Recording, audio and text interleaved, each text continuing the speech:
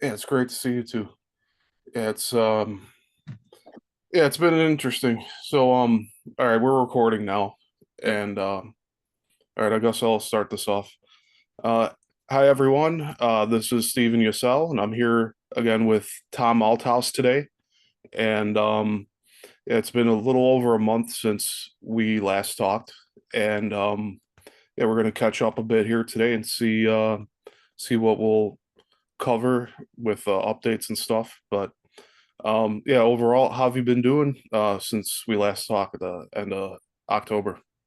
Oh, it's been intense. It just keeps intensifying. I have so many people that are associated with the project and things like this getting hit constantly on a personal level, tech level, and also different people parties being approached constantly. So it's a high level, indicative of a high level panic by the other side where they're trying to put out a fire, almost like the Keystone Cops. Yeah. So like what aspects have you been hit with so far? Gosh, tech, computer interruptions, interview interruptions where they'll freeze, they'll be shut off, even though we have an upped band now and higher equipment, better equipment. So what's happening is there's a higher intensity of phone call interruptions where actually in a phone call, it'll hang up on you, or you'll see things, the party you're talking to will see numbers across the screen to spook them. And so it's like someone's typing on their phone when they're not typing 666, your apartment number backwards, 425 reverse to 524. It's they make it clear that the parties know to spook them, but it's supposed to also be at the other side, Steve, that if you say something about it, oh, you're crazy.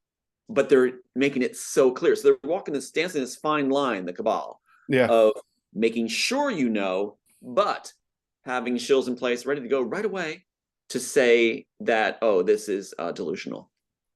Yeah, over the past week, Elon Musk has revealed, I don't know if it's really a revelation to most of us, but that Yeah, they've been shadow banning a lot of um, prominent figures on Twitter.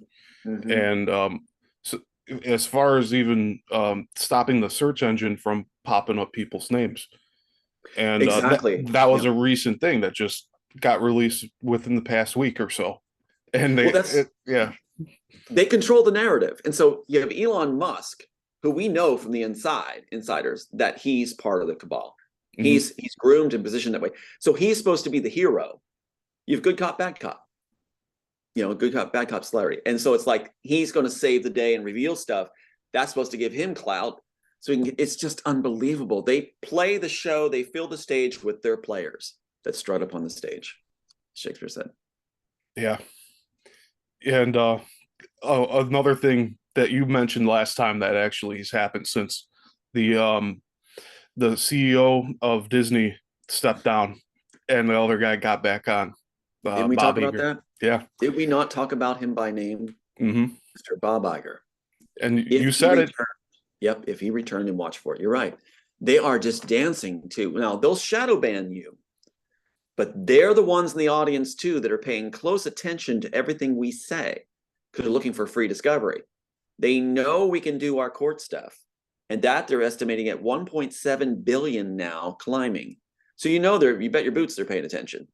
And so they try to, it's like clearing the courtroom. They try to have no witnesses there, make it look like there's no witnesses while their people fill in and listen in. So yeah, you're being monitored. They're not to scare, but they want to know what we're going to talk about. And then they Yeah. react accordingly in their media right afterwards. If we talk about Keanu Reeves and reveal stuff about him, you bet you there's going to be a PR article on Keanu Reeves within the week. Yeah. Yeah, That's it's how close wild. it is. Yeah, Yeah. we were talking shortly before we started recording here, Tom and I. We were talking about how the the YouTube channels and the other video platforms, mostly YouTube, has seen some throttling with the um, the amount of views people get, their subscribers and whatnot. And this channel here is a prime example of it because I mean I've put up close to 50 videos in the past month and a half of board meetings, and it's varying from like clips to like full on multiple hour sessions. And everything was getting hits. Like I was getting stuff back from like a year. I don't think I went 2 years back, but like older videos were getting hits still. Now the stuff from September and October, that's almost as far back as it goes. And then some of actually all of the past three interviews that we did, those are still getting hits here and there. Mm-hmm. But it's like the rest of my channel's floor just dropped out, and I have over 1,000 subscribers. It's not that much compared to other YouTubers, but the the audience is there, so I don't understand why it's not translating into the analytics. But it makes some sense that there's people watching and they want to throttle, Mm-hmm. and Twitter is an example of that people were throttled and censored, and so it's going to continue to happen. And I don't want to leave YouTube because it's very accessible. Yeah. And it's a tool to help reach. I can't just say, oh, I'm not going to use it because I don't agree with it, or I don't like Google's practices. Sure. Yeah, we need to not show up in a gunfight with like a stick. We can't do that. Like we have to fight fire with fire here. Right. So we utilize what they send our way. The slings and arrows they shoot our way, we can utilize, quiver and reshoot and use it to an advantage. So that's what you do. The drops out of their bucket, we utilize them. So they're sloppy in their tactics often. And what happens is I've had, like on my Facebook page, the Matrix Redeemed section, it shows 0 views, yet people are contacting me, all these people saying, I try to make a comment, it won't allow me. I'll post something, it strikes it. So this is what's going on. They're trying so hard to keep it at a low number. That's their algorithm, whatever. So it's like they're trying to keep it at a low number. If it gets to a certain point where it's really high, then they just strike it.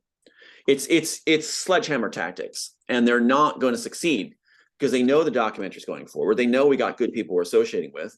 And I just had last night a person who had come on strong, did like 5 interviews saying he's with me, turned completely, did the total tactic where he started berating and everything else. And it was like I was supposed to appear on a program, right? And so you schedule, like you're very courteous. You did what you're supposed to do. You schedule the program, you send the link. The tactic is when you're bot, you arrange the program, and then you don't even tell the party that you're not going to run them. You run the program without them being invited. And then when you ask, right as time comes, you say, are we going on the air? Then you might get a message back saying something that this guy did, who said he was even like the godfather for my son. He was going to do the documentaries too, these other documentaries. They want to do these swing side documentaries to take away from the real one. And so after all this association, they make like your best friend. He gives this excuse, not an apology, not a professional apology, just saying, well, I didn't think you would want to be on this program for this fit. You scheduled it 2 days ago. You said we're going to do this. You announced it on the air, we'd do it. And then that's your excuse? No apology. So I wrote back, I said, there's no apology. Where's the apology? At least a professional apology. And then writes back, you're barraging me. Well, it was just a sentence saying there's no apology. So it's like, these tactics are employed where it's all about berate, turn once you're bought. And I'm an old fish at this. I know how to swim this river. I know what happens. So that's why I sent back saying, look, we're done. But the thing is, you do the courtesies. So you can see black and white what you're supposed to do. And as soon as the person is bought, you find out later the FBI has contacted them. Of course they did, because the numbers were getting too high.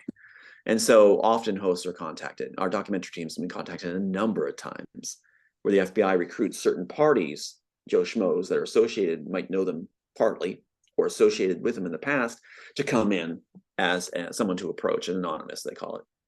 So it's really amazing. They threw one of their people in there. Yeah, they'll approach them, and then they feel like, you'll see this text later where I have an example where they go, the FBI was in my living room on a Saturday for 3 hours. And they're giddy and excited that the FBI made them feel important, right? They want to work with me, but we have to bring Tom Althouse down. So it's like you see this stuff and it's just like, wow, Meanwhile, their shills will say, he thinks it's all about him. And then they satellite this where people that work with me are supposed to get educated where if you work with Tom, you're going to lose your numbers. So that's what they're supposed to pick up. And then you end up with this accusation sent to you, Steve, and for your audience too, where they'll say this: you did this to yourself and to your loved ones because you dared to thumb the nose at the big boys. What? And what's their excuse that Disney's Bob Iger guy said? Lady, attorney, you dared to face them down. You dared to face them down. What does that even mean?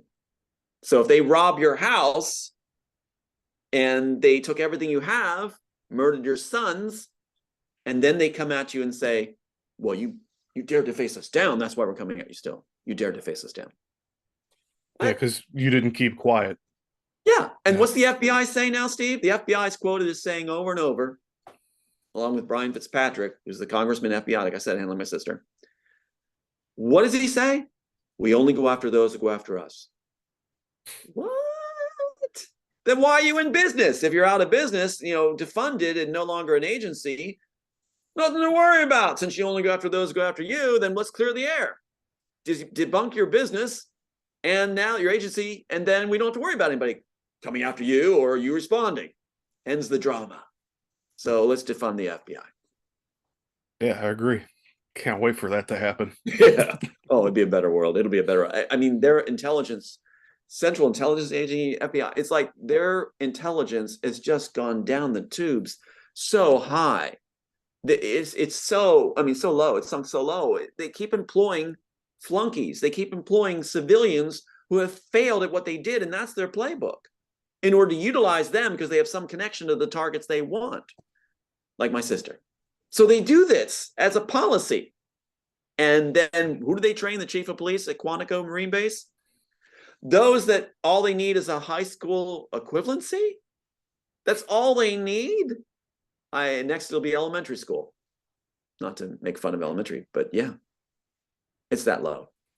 It's unreal. It's as doing this with writers, they're just handing us material. And the more they flub up and the more they fail and the more they trip on themselves, the better the material. And that's how the screenplay came about. And who's the main character? Works for the FBI and the CIA. Yeah, it's perfect. By the way, I don't have my Matrix screenplay or any of the books on my shelf anymore. I put them in a bin. I put them in a bin. And, it was a big move for me. Like I said many times, I've looked up to that work. Mm-hmm. And at the heart of it, it's your source material. And I see it as offensive content now. So it's in a bin in my storage unit. Well, that means a lot to me. And it's good timing too, especially what happened last night. So thank you. And in honor of my son's, thank you. My son's anniversary of his birthday, the one that was murdered in the pool in the Shallows, where Stars and Stripes never did the investigation or never released anything. December 7th was his birthday. So it's like, yeah, so this has been quite a week for both of us, I'm sure. And what's interesting, though, is I didn't know if I told you in the first graphic, remember that first graphic in the interrogation scene, the first scene I wrote? Mm-hmm. The interrogation scene, in this interrogation scene, that first graphic they put in with the high school, the birthday, we know all that. I don't know if I told you, but yeah, Operation Northwoods. Operation Northwoods is in there. So the CIA stuck Operation Northwoods into the first graphic in the Matrix, along with my high school, birthday, dad's name, my name, TA 4099 to column, all that, and Michelle McGahee, the art director, is Neo's mom, Owen Patterson, the production manager, is the other high school. And I couldn't understand why my birthday was replaced as Neo's birthday. They should why'd they replace it and move it up to the heading banner and put in this other date? And no one understood the date. Now we do, thanks to Oliver Stone. Operation Northwoods was composed and ratified on March 11th, 1962. And that's the entry for Neo's birthday. Operation Northwoods, which talks about the CIA will do terrorist acts on U.S. citizens to propagate justification for wars at that time against Cuba and now the Ukraine. Right in the first graphic. What's the other page, Steve? And for your audience, what's the other page at that first graphic? The first graphic they shot in the Matrix and put in the interrogation scene. After you flip the page with my high school, everything turning over there, you have 9/11. So Wachowski's put in 9/11, But the CIA, who control content in films, especially this one, revealing the CIA. The Matrix reveals the CIA. That's where the agents come from. That's why it's central. CIA becomes central for the one world governing body, and they're counting on it. I know that. And so I put it in the film. That's why they had to cleanse it, take it, steal it, use it up. As Joel Silver said, use up the story. So March 11th, 1962 is when the CIA actually crafted that document. It was a Sunday. So you're not having to reach out to offices, things like that. You're not working. You all come together at a home, brandy, cigars, whatever you want, drugs. And what you have is you craft this letter for the president. And then you lay it on his desk 2 days later, March 13th, 1962, on a working business day. That's when President Kennedy receives this. Tell the CIA what their plan for Operation Northwoods. It's incredible. Wow. And what does Operation Northwoods include? Airliners being used to conduct false flags with messages recorded inside them. These guys are so lazy that they did the same thing on a certain time with towers, where they had that Pennsylvania plane and these others, where they actually did the same thing, recorded messages in the plane as if they're heroes. Let's move. Well, the thing is, how the hell did they get a cell signal in the air? I sure can't do it. Can you call somebody in the air? Can you? Can you call on a plane like, hey, babe, I'm in the air. I'm flying over, what's Podunk, Pennsylvania? It's hey, 19 years ago. Terrorists on board. Yeah, terrorists on board. Hey, guys, let's move. Unbelievable. What they do is mocking audiences. And it's time to say, we see you. We know what you're doing. And Kennedy said, I will shatter them into 1,000 pieces. And I've said it on the air, and I'm going to keep saying it. I'm going to finish the job along with good people. And I'm going to finish shattering them and get them to fund it. That's why everything's happening. That's why there's so much attention. I am number 2 on their list, I was told. That could change. Number 2 on their list for the biggest problem for them. You know, they get rid of those that go against them. Well, that can be U.S. citizens simply revealing the truth and wanting horrors to stop and have a better world. But if it's their bank and their money and their influence, and what kills me too, Steve, I did an interview recently. You have these CIA operatives, and you know what their financial retirement plan is? To write their books. So they cover up what they know is going wrong in the CIA and the FBI, and they brag about this. And then when they retire, they write books covering up and talking about their fantastic exploits. And they do interviews and write book after book and make a fortune writing books. Do they help the kids? No. Do they reveal what's going on? No. They simply put on a cape and a little S and act like they're Superman and make a fortune when they retire. That's how they do it, continuing the wrong. I hope those clowns are revealed and brought to the table too when tribunals actually do occur, because they're not occurring yet.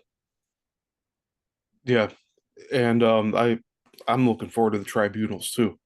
It's long overdue. I was talking about it, or online was talking about it for probably at least since I was paying attention. So it's probably like 2014. Yeah. And I'm sure it was there long before. Yeah, one of their tactics too. It's even in the screenplay where they feed false information. The false flags in the screenplay. It's a hospital. And that's what they did in Dark Knight. Christopher Nolan, my big nemesis, I may have mentioned before. I don't want to be redundant, but yeah, the hospital's the one that's hit. So what they do is they will put in there information where they try to make you think they're the ones that have the full grasp of what's going on, but they really don't tell you anything. Like you said about Elon Musk with Twitter, Snowden. What did Snowden really tell us? They're tapping your phones. They try to control the narrative and craft your own heroes, but pay attention to the makeup, the tech, the expense that's paid to help them do their segments. The music in the background, the lighting is perfect. They're using experts. You're supposed to be people on the run that are in exile? Well, man, they must have just left with a whole bunch of Harvey teams that just went over there and just went like, hey, we'll do this for you. Let's spare no expense to get your little message out. We'll even have this beautiful music and we'll do different cuts. You know, in film, to do a takeaway cuts, that's a lot of time. Amateur work will just do a single shot often. And then a rough cut, single shot. They don't do cut. That's expensive. Then the music's playing, the lighting's perfect, and the tech things the graphics are al par excellent. So what you have is Snowden is, even the names, he's the baby for the cabal. He's telling us nothing. He's telling us nothing is supposed to be our hero. Same with Elon Musk. Same with Elon. Now they got the documentary telling him like he was abused. Okay, great. Was he really? I heard he was abuser. I heard he was the bully, not the abused in school. And they say he was this. What the phrase they use in the documentary? He's this dreamy kid. Seriously, guys, over the top. If you look at the messages I was sent by different players, such as Joel Silver and Steven Spielberg's player, Marcus Bradley, who's actually Bradley Marcus, who's a writer for Joel Silver and does the Saturn Awards. You see this over-the-top language coming from him, about their own, saying that the great so-and-so, the wonderful man so-and-so. So they do over the top all the time to do the same thing with Elon Musk. So, yeah. And now as pressure comes on the cabal, they're going to be tempted to do something that really elevates even Snowden more. They're going to want to elevate him more, give him more airtime by the mass media. If the mass media is giving you airtime, grooming time, then you're with the cabal. They're not going to give it to you. They're going to shut you down like they did us. I want to go back to what you were talking about with the false flag hospital scene in The Dark Knight. What were you meaning by that? Because I think I missed something in there from what you were talking about. Dark Knight Rising? I think it's Dark Knight Rising or something where they have. It was the second one. Excellent job by the Joker character. I don't know if Orlando Bloom overplayed it, but excellent job, excellent acting. I'll give him that. But you have Christopher Nolan and his brother apparently writing it, producing it, everything. Christopher Nolan is my nemesis. And in the original work, The Immortals, you have the hospital is what gets blown down. It's like the hospital is blown up. And you actually, this is what's really scary, is that while that happens, let me see if I can find it. While that is happening, you have the doctors who are planted outside cheering and dancing as the patients die in the hospital. Now, does that sound familiar? What happened in 9/11? What happened with the van outside and the celebrating going on by the Zionists? And that is in our work. So I'm just looking for the actual false flag. Here it is right here. Wait, that's the other thing. Okay. All right, so I'm almost to it. 1 second. Gets dragged down. That's before that. Monique. Lorraine. Here it is. Okay. Dooley Medical Center. Okay, here we go. I'm going to read it and I'll put it up to you. Yeah, go for it. The Medical Center, day, Short Lifers Street. Those are outside the program are called Short Lifers. Wachowski didn't know what to do that. Jim fights through a crowd enjoying the fire, including what appears to be Dooley's doctors.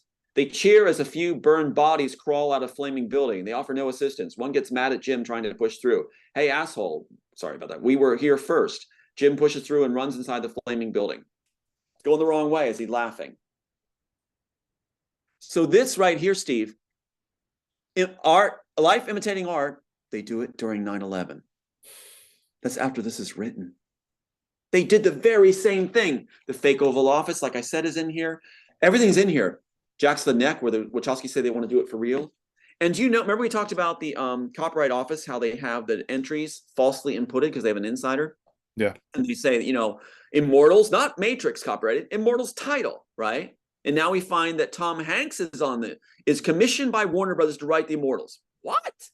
Along with Wendy Wasserstein. Yes, we have the entries now. We can show you. Wendy Wasserstein. Yeah, Tom Hanks was commissioned by Warner Brothers to write my work, to rewrite it. Was that recently?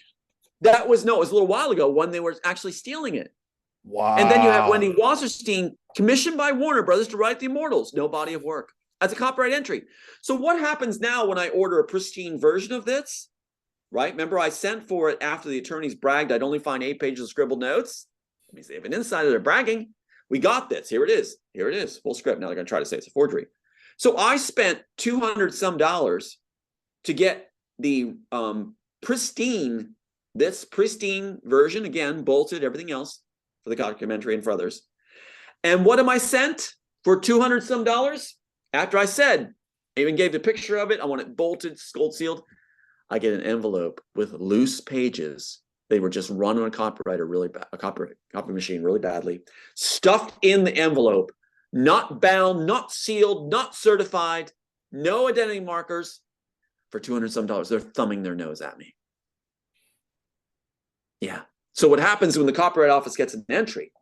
It goes to their handling party. Just like the police, if you call on the police in a certain area where they control the police, the chief of police, all those ones at Quantico, being trained and are given a yellow brick with FBI on it for Yellow Brick Road.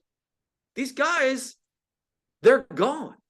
They're so into mocking and making fun that they've lost any grip of reality, and they think they're so safe. Pride is going to be their downfall, and they're bragging. So that's what's going on, is they actually, at the Copyright Office, if you send your work, anybody out there who's a writer, you send your work to the Copyright Office, all you've done is fed the monster. They will steal your work. As soon as it goes through those doors, as soon as it's there, if it's something they want and they think is really a good idea, there'll be your title under their names. Warner Brothers, everybody from, Dino Laurentiis, if his family, whatever, his company, they'll put the name on it. They'll beat you to the punch. Wasn't the telephone that was Bell and Gray, and was like the one was stacked right on the other, on top of on the pin for the entry, one on top of the other, one on top of the other. So those entries were put simultaneously, and the one beats out the other and gets credit for the telephone patent. So it's really amazing that that's how this game is played. So you send in a really good screenplay to the Copyright Office, pop, pop. You just fed them every one of your ideas, and they will show up in piecemeal. What did the Wachowskis say? What they did was they lifted every image they thought was cool into a storyboard. They're too lazy to write it down. And they put it into a storyboard. Every image they thought was cool, lifted that way. So that's what they do. They'll steal it and put it into other films and take the ideas right away. So while your entries go in the Copyright Office, they're using your ideas. They're, quote, using up the story. What do you recommend for aspiring screenwriters to do in terms of copyright?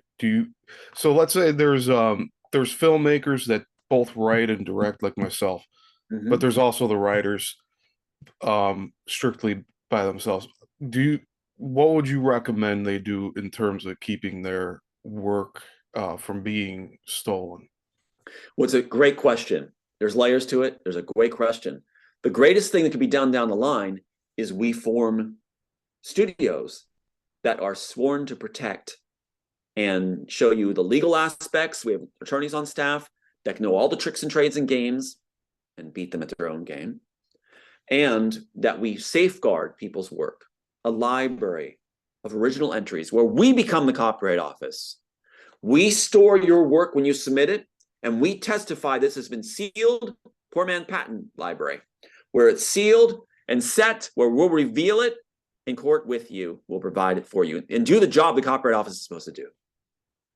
Also, at this stage right now, the best thing, it's hard for me to say this, but the best thing is get with people you can trust. Now, the other side believes everybody has their price. They're going to be approached, especially if there's 1.7 billion at stake or more. And so what happens is, yeah, I see it all the time.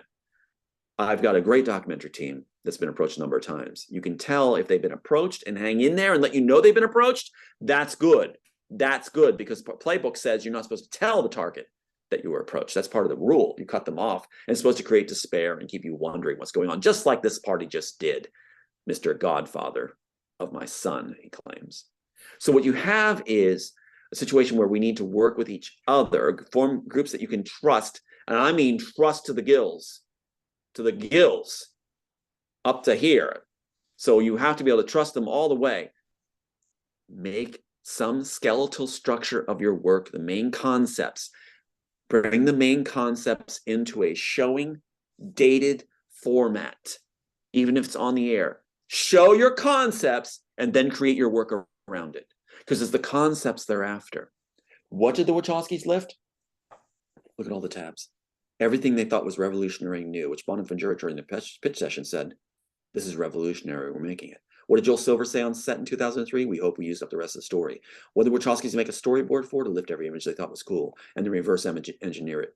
They ended up with a shoddy piece that never held together. It's not a Porsche anymore. It doesn't run. But then they said they intended it that way, as if it was art that was supposed to be incongruent, not connected, really. Well, the attorney says it's one seamless piece. So what you have is, we know their gameplay. Lift the images they think are cool, steal the concepts, because they're lazy too. So take your concepts that are brand new. Anybody out there? Steve, too. Put them into a simple clip. You're not ruining your story.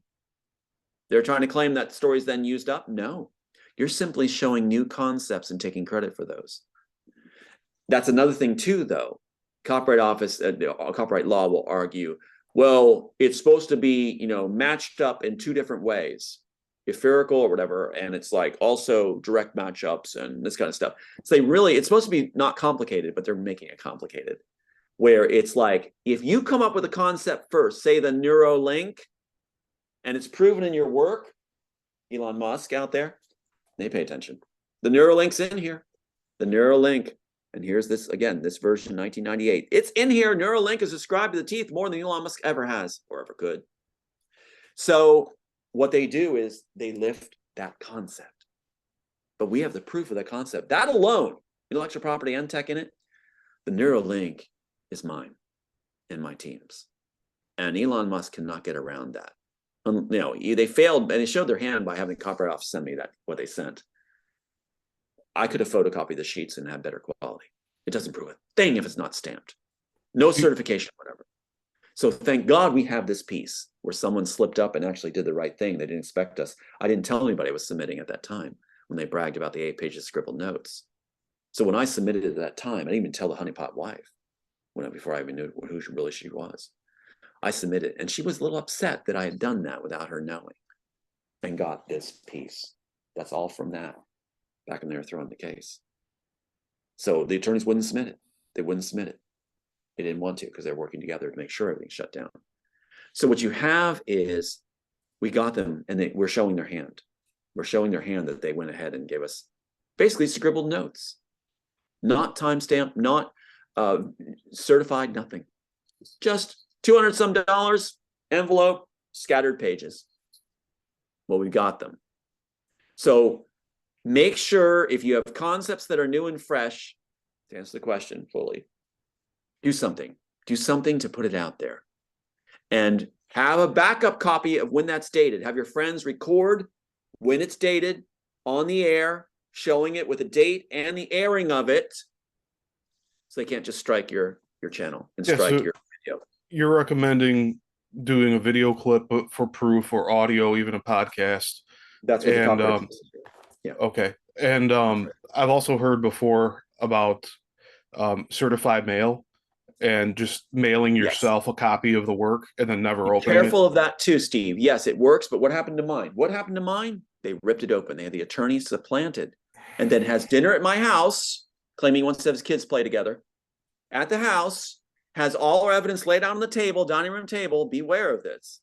Is this all? And then he gets a phone call from Warner Brothers attorneys. Doesn't tell us that. Now we know. And so what happens is he gets this phone call from Warner Brothers attorneys and says, I have to take this call, and has us leave our own kitchen, our own place, and is there for a long time on this call. Sure, people could say naive. We didn't know it's supposed to be our attorney at the time. And so then our poor man patent's gone. Oh, it wasn't here. Yeah, it was on the table. But it ends up in the bottom of my child's art box, had been ripped open. The full script was taken out, and 8-page scribble notes stuck in. And what's interesting is the story treatment was with it, but they took the first page is missing. Why? Because the certification, the notary certification, was on the flip side of the first page. When they stole the notary statement out of it, they took the first page, and they returned it at depositions. After 7.5 hours of depositions, only mine, they say, oh, I have to get something from the office. This is really important. We're out of time. They have the attorney, they told the attorney that was bought, Rankin, go ahead and stretch your legs. You can follow me out if you want. Take a break. We're done. We expended the time. He comes back first with it reinserted after it was examined, gone through everything, reinserted the notarized statement back in with 8 pages of scribble notes, and then had the audacity later, they always brag, all you're going to find at the copyright office is 8-page scribble notes. That's not what we found. He also did a trick with the submitting attorney. The submitting attorney, James Boyd of Norfolk, he had everything, but Rankin claims that he called him. I said, don't call him. I don't trust what you're doing in this case. But he calls him anyway. He claims he calls him anyway and says, he has nothing. You don't have a case anymore. He has nothing. Don't call him. Don't bother him. I call him. Submitting attorney. He had everything. And we end up with what? What did he show us? What did the submitting attorney send us back? James Boyd, affidavit. Wow, what do you know, Steve? He had everything. He had the music, the George Michael tape they were very concerned about. He has notarized it. He had also what? He didn't have anything, Mr. Rankin? Tony Rankin on Maui didn't have anything? Not certified to practice law? The submission letter. June 25th, 1993. They didn't want this. They didn't want this scene. Tracking number and receipt. 4000 Warner Brothers Lane. Everything's there. Saying he submitted the work, the script, story treatment, character breakdown, music, everything, Steve. Everything. Notarized. When their Planet attorney said, he has nothing. Don't know he has nothing. You have no case anymore. They were desperate to shut it down.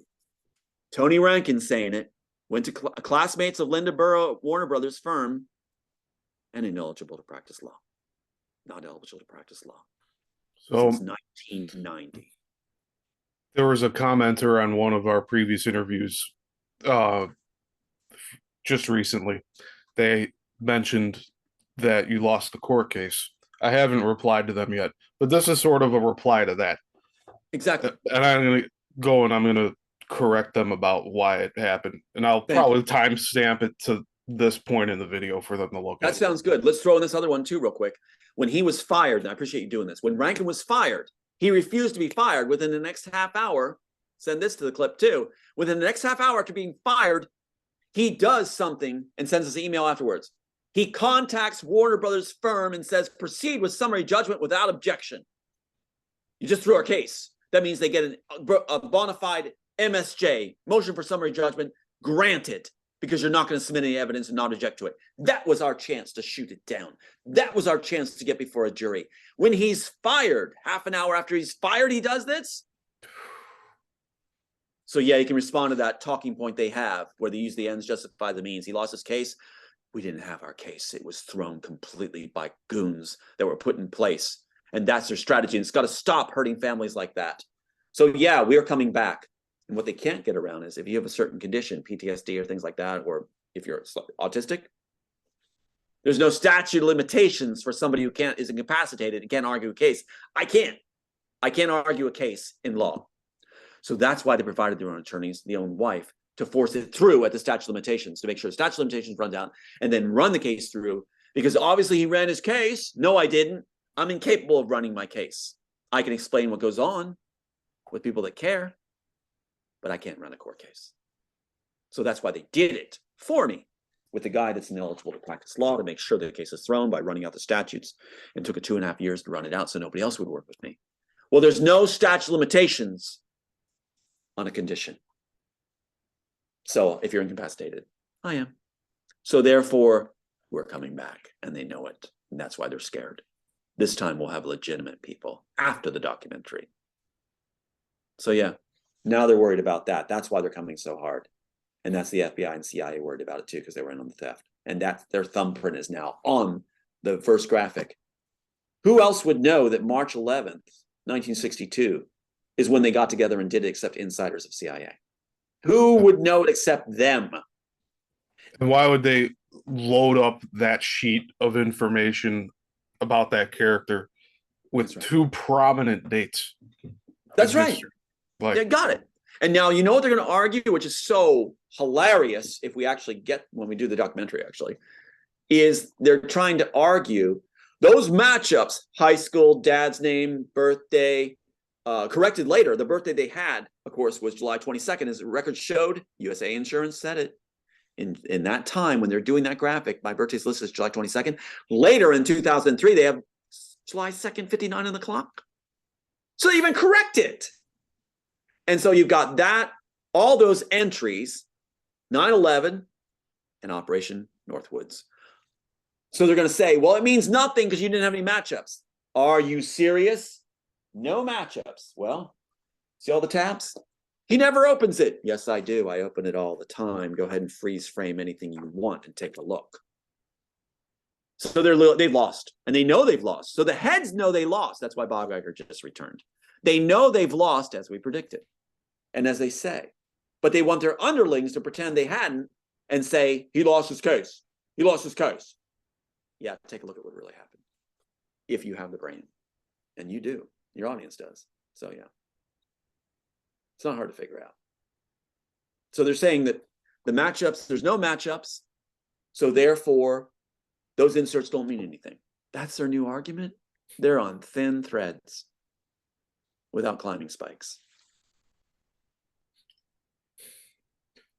What do you think would happen after you win, in terms of their distribution of the content that they've stolen your ideas from and inserted it into all their products?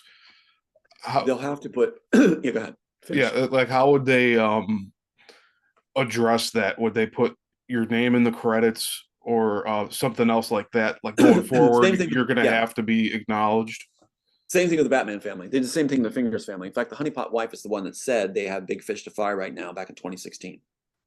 Because that's when they were starting to address the Batman family finally. They couldn't have two of us that were given the same identical players.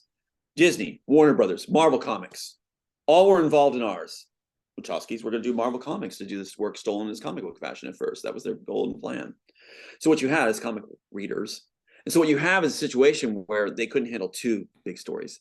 And so they released and allowed the Fingers family to have credit for the Batman beyond Bob Kane. And the third generation was when we got credit. They said it changed overnight for them. That's what I want for my son, to have it back the way it should be. And it was just me then that was put down. But it was people at Comic-Con that came forward and said, what about the Fingers family? What about them? And the Warner Brothers, WarnerCom actually it was. And the panel said, well, we've come to an agreement that we're happy with. No, they hadn't. Therefore, the pressure could be applied to get them to change up, along with the documentary did the work. Same thing's happening here. We're following the same railroad tracks. But the thing is that, yes, they had to put a disclaimer. They had to put in the thing that, yes, it was actually partially done by so-and-so. They have to put it that way. And that goes into any future filming and anything else that's released or any other shows. It has to be put there. So that's one of the ways they do it. And they say it changes overnight for you. Suddenly you got the red carpet, which means my son is no longer under danger. And he can hold his head up. He won't be questioned and I'm hauled off because I claimed I wrote the story. I'm claiming, even though I hold the copyright. When people say he lost his case, are they actually paying attention? Are they looking at this where this is copyrighted? No, the other side has an answer for that too. They'll say it's forged. Really? That's forged? How is that forged? There's the signatures, the actual signatures of them. What, I just put that on there, not thinking that they could testify? You know, that the gold seal and things like that just happens to match perfectly. What, I have a little craft kit here where I can make that perfectly and just happen to do it just right. Just everything's just right. That's pretty amazing work, Steve. You know, wow, that's pretty good. That's where they're at. They're out of strings, but they will fight you to the end and say every absurdity and then focus the audience on one thing. He lost his case. Look at what actually happened. And they're counting on no one looking at actually what happened and that you giving in despair. I'm not going to stop. There's too many lives at stake, too many good people. Are you going to be tackling all of these instances of theft at every angle, including Neuralink? I'm going after the ones that are most important to my heart. Okay. The ones that mean the difference. Christopher Nolan, definitely not letting it lie. That story, but that part about the daughter, where he ruined it in Interstellar and bragged about taking the work, not letting that go, Christopher. Elon Musk, not letting it go, Elon Musk. You're not walking away as the good guy. No way. So Elon Musk, Christopher Nolan, Pat Robertson, Joel Silver, the Wachowskis, these attorneys, and Bob Iger just came back to the plate. Do the right thing, Bob Iger. Nod your back. Finish the job. Do the right thing. Because I'm watching too. And I'm not going to sit still. And as far as the shills and plants, like this guy that I just dealt with last night, I'm sorry. What they do is they come on as your best friend. They even need audacity to say, tell Aiden, give a hug from Aiden from his godfather. No. What they're doing is they come on and they try to replace your own friends with their own guys. Mm-hmm. And then we take up your attention, take up your time. They're actually paid to take up your time. And then suddenly they pull the bottom on you, pull the rug, and you're left without any catch. You're left free fall. And that's their strategy too. Surround you, buy family off, get them to start shooting it down. You lost your case. That's the big thing they're going to say now. You lost your case. It's like, that's the talking point they use. And they're counting on the audiences to be dumb. They think that they're going to be stupid and not look beyond it. I think a suspended license, filing it and running out the statutes and going on vacation until the very day that it's too late, and then calling back saying, I think our case won't have a case now. After a month of vacation, we're begging you to trying to contact you to file. I think it's a little suspect.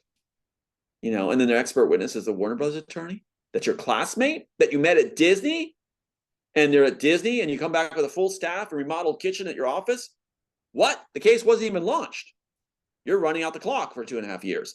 And suddenly you run into, oh, behold, I ran into Linda Burrow from Caldwell, Leslie & Proctor, a transgender firm, where I met her at Disney World. It's my classmate. My classmate, he says, from Warner Brothers. And what? She's going to be handling the case. What case?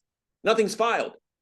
So you go to Disney World on a weekend to practice cases out there. Also, some two big cases, he said, when you're not eligible to practice law, we find out later, since 1990.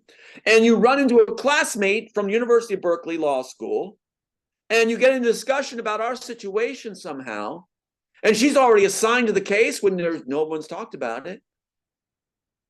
At Disney World, where the main player and the main theft was done in 1993 through Mike Lang of Disney World and Miramax Films. George Robertson connected to Disney World. So you meet there. They're not smart, Steve. They're so stupid. But they're counting on audiences to be dumber than they are. You have to really work hard to be dumber than the CIA, the FBI, and Disney, and the rest of these guys. You have to really, really try hard. Watch the Wachowskis, like I said, in that Bound excerpt again, and tell me, you know, how hard you have to work in order to be that dumb.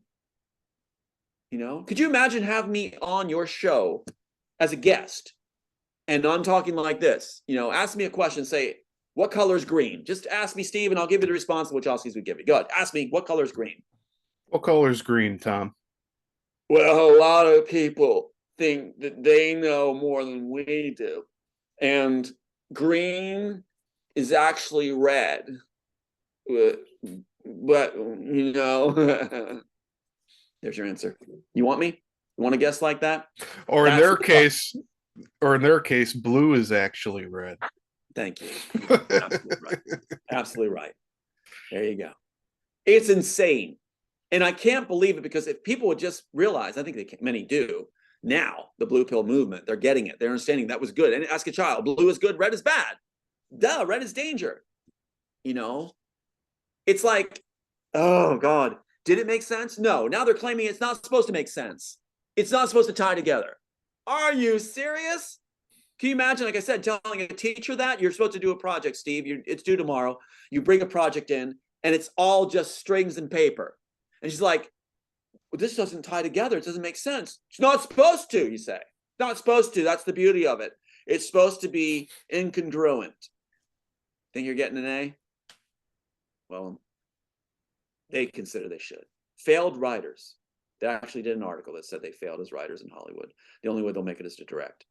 Well, don't butcher my piece, my baby.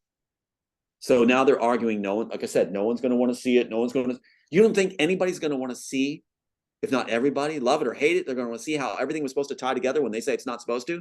I'll show you how it ties together. You'll see it. So one of the talking points is he never shows the screenplay. He never shows the pages. Really? Seriously? I'm just randomly flipping open. Take a look. Freeze frame it. I saw a name there. Started with an H and with an R. There you go. I don't want to say it. No, that I caught that in there. It's really really something that they've ripped off your ideas so much. Mm-hmm. But I guess what I wanted to say before that is I do see the Immortals being made into a film in the future. Like I before I was like so wrapped up in what Hollywood was churning out. Mm-hmm. I used to look at all of these different production websites to see like, okay, what's going on over here? What's going on over here? Oh, this started pre-production. This one's filming this. I'm not doing any of that now. And over the course of the past year, I've and especially in the past few months, I've been thinking about, like, you know, the general audiences, I think, would be very accepting of the Immortals as a new film. And people might not connect everything all together at first, but there will be people who, let's say, okay, the film's made and it's available, it's released out and everything. Mm-hmm. There's going to be people picking that movie up and being like, wow, I really enjoyed this. Mm-hmm. But it reminded me of all these other films that I also love. Mm-hmm. And then they're going to start digging into everything, and they're going to find the truth out here with these interviews and everything else you've been doing. And then whatever happens in the mainstream media with your court case, if they do decide to cover it at some point, that'll be out there too. So there'll Mm-hmm. be like the paper trail of, like, if people really want to go and look after they've discovered and enjoyed your film, they'll find out the answers and the truth about it all. I appreciate that, Steve. And also the 16 other films I now have, 14 that are buried in a trash bag without staples. So they'll never find it. Aiden's idea. Yeah, I will dig those up. Genius. I'll make them. Yeah. That was my insurance card. That was my insurance card, like I said. Yeah, because how in this world that's ran predominantly on a digital platform now, what do you do to safeguard your ideas? That's the perfect way. Paper, that's undetectable with a metal detector. And I believe that's part of the reason Bob Iger's returned, as we said he would do, as you brought up. Yeah, we said he would. That means that, because I keep telling him, do the right thing. Use their own words. If you want to be successful, add compassion to the formula for your writers. Allow your writers to have compassion in their work and do it as a service for audiences. And do not steal material. Stolen material is never as good as the original. It'll never be good as the original. When you steal material, especially give it to failed writers that you feel will be loyal, that even put in an article they're failed writers while they're stealing it, then what do you think's going to happen? It's going to be garbage. And the real work will shine, like you said. And I really appreciate your assessment and what you predicted. So yes, I that really hits home. That's going to be a great day for my son. I believe him and his grandchildren will see this. I don't think I'll see it.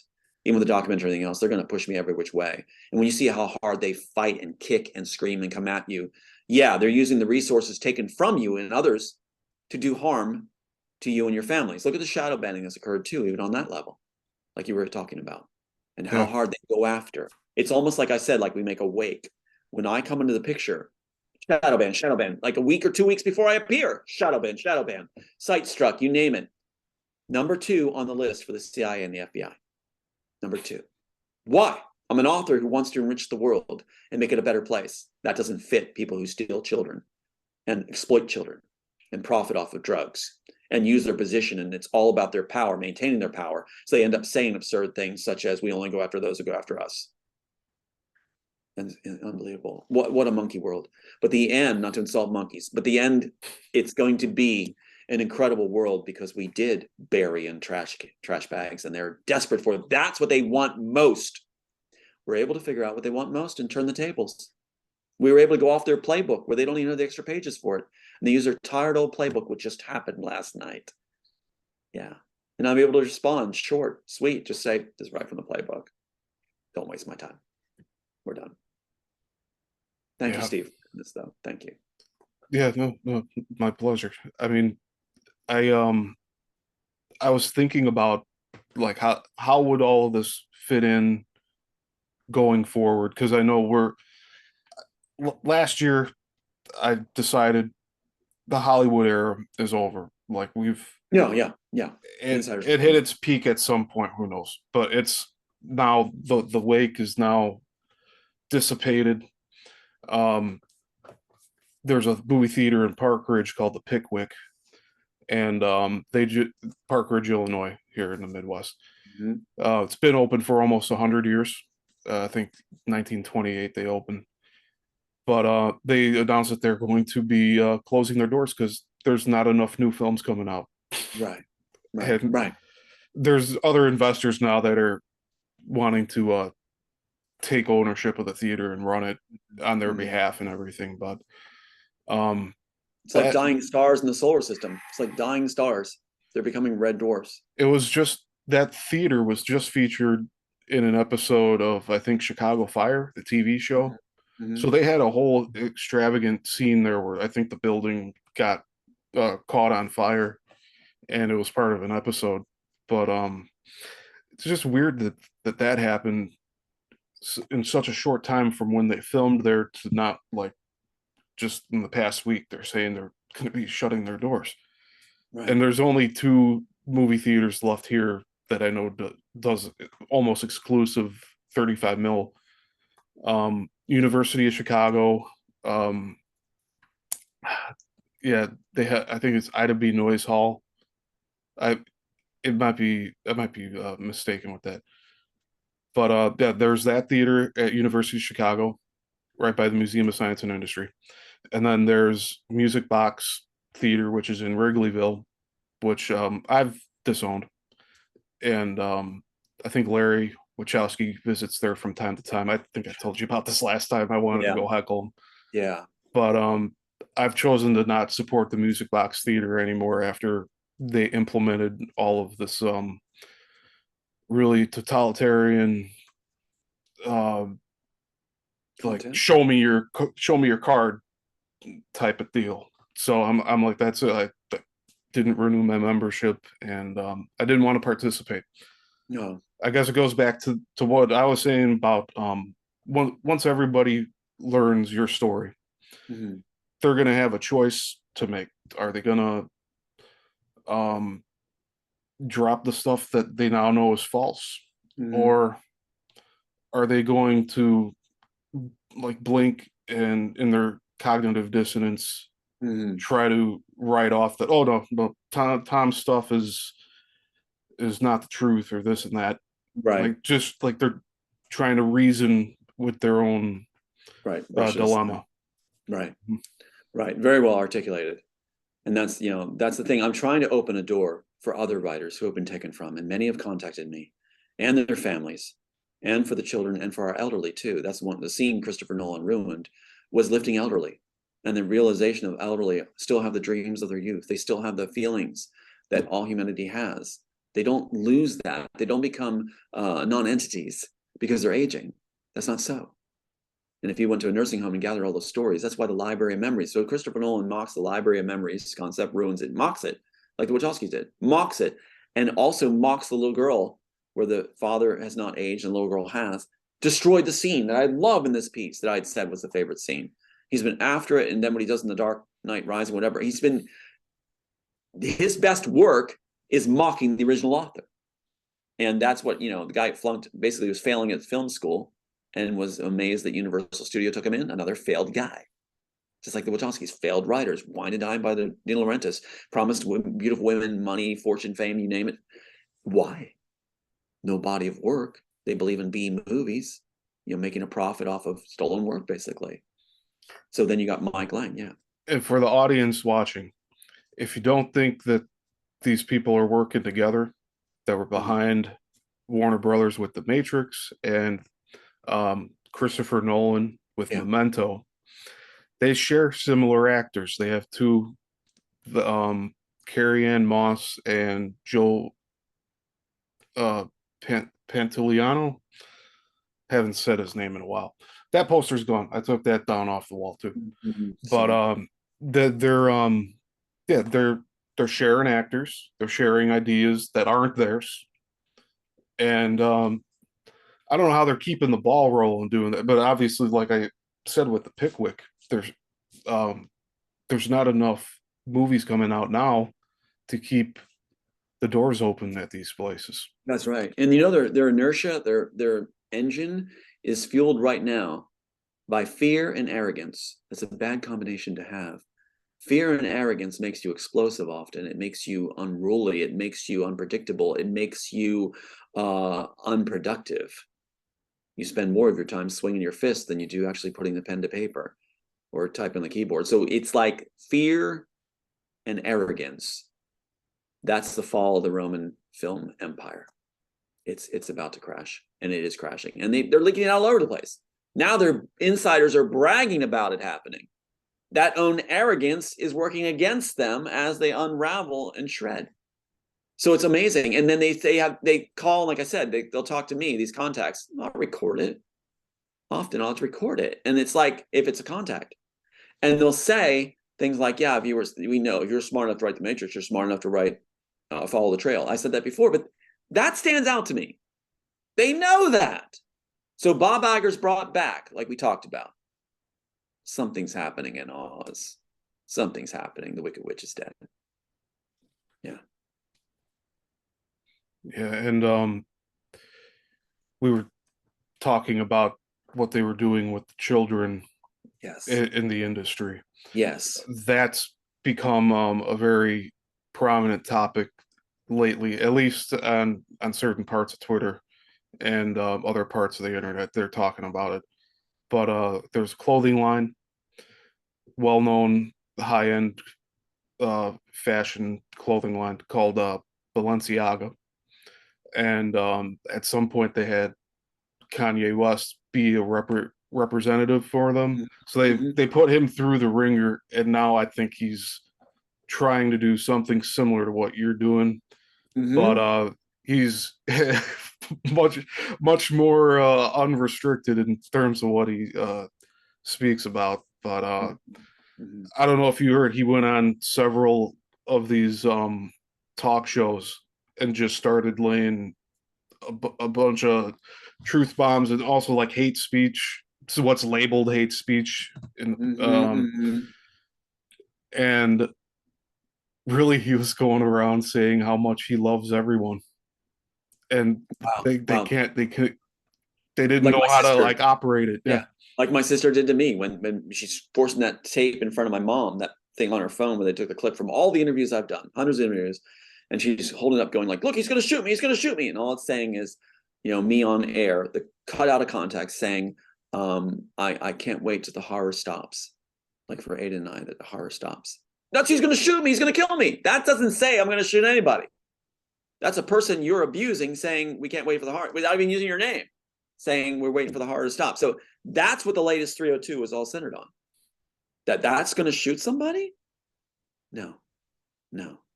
So what you have is this, just like, now we know she's borderline personality disorder. She has no business working around children or autistic people. Not at all. She's the worst candidate to be around them.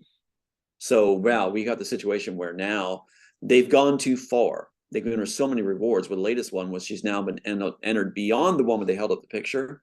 Now there's been an order or something, I forget, the proclamation or something, ordered in the records of Congress, congressional records, as her being this top person again. They did the same thing they did with the last 302 and amped it up a bit, where they held the picture on the floor of Congress with Fitzpatrick out there talking about what she's a treasure. She's a treasure. God help us. And that's just filling the void for a borderline personality disorder. That's making her feel that the void is being filled, and she gets quiet for a while with the rewards and the honors, like the Wachowskis wanted, rewards and honors. That's what they promise you.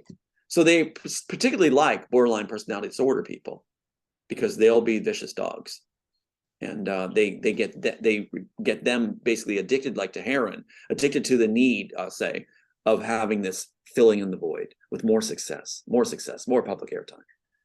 That's the easiest ones for them to control, like a maturing candidate. The CIA, FBI has learned to use borderline personality disorders and give them all kinds of rewards, narcissists, all kinds of rewards, while claiming the victims and their targets are narcissists. See? So it's a very interesting story. It's going to come down to it. I have autism, I know. Plus, but I broke that glass. And so what happens is, you're an autistic person who breaks out. We're very smart, but we see the world as illogical. We see it. We see that we can read people very clearly. We can see right through people because we look at layers.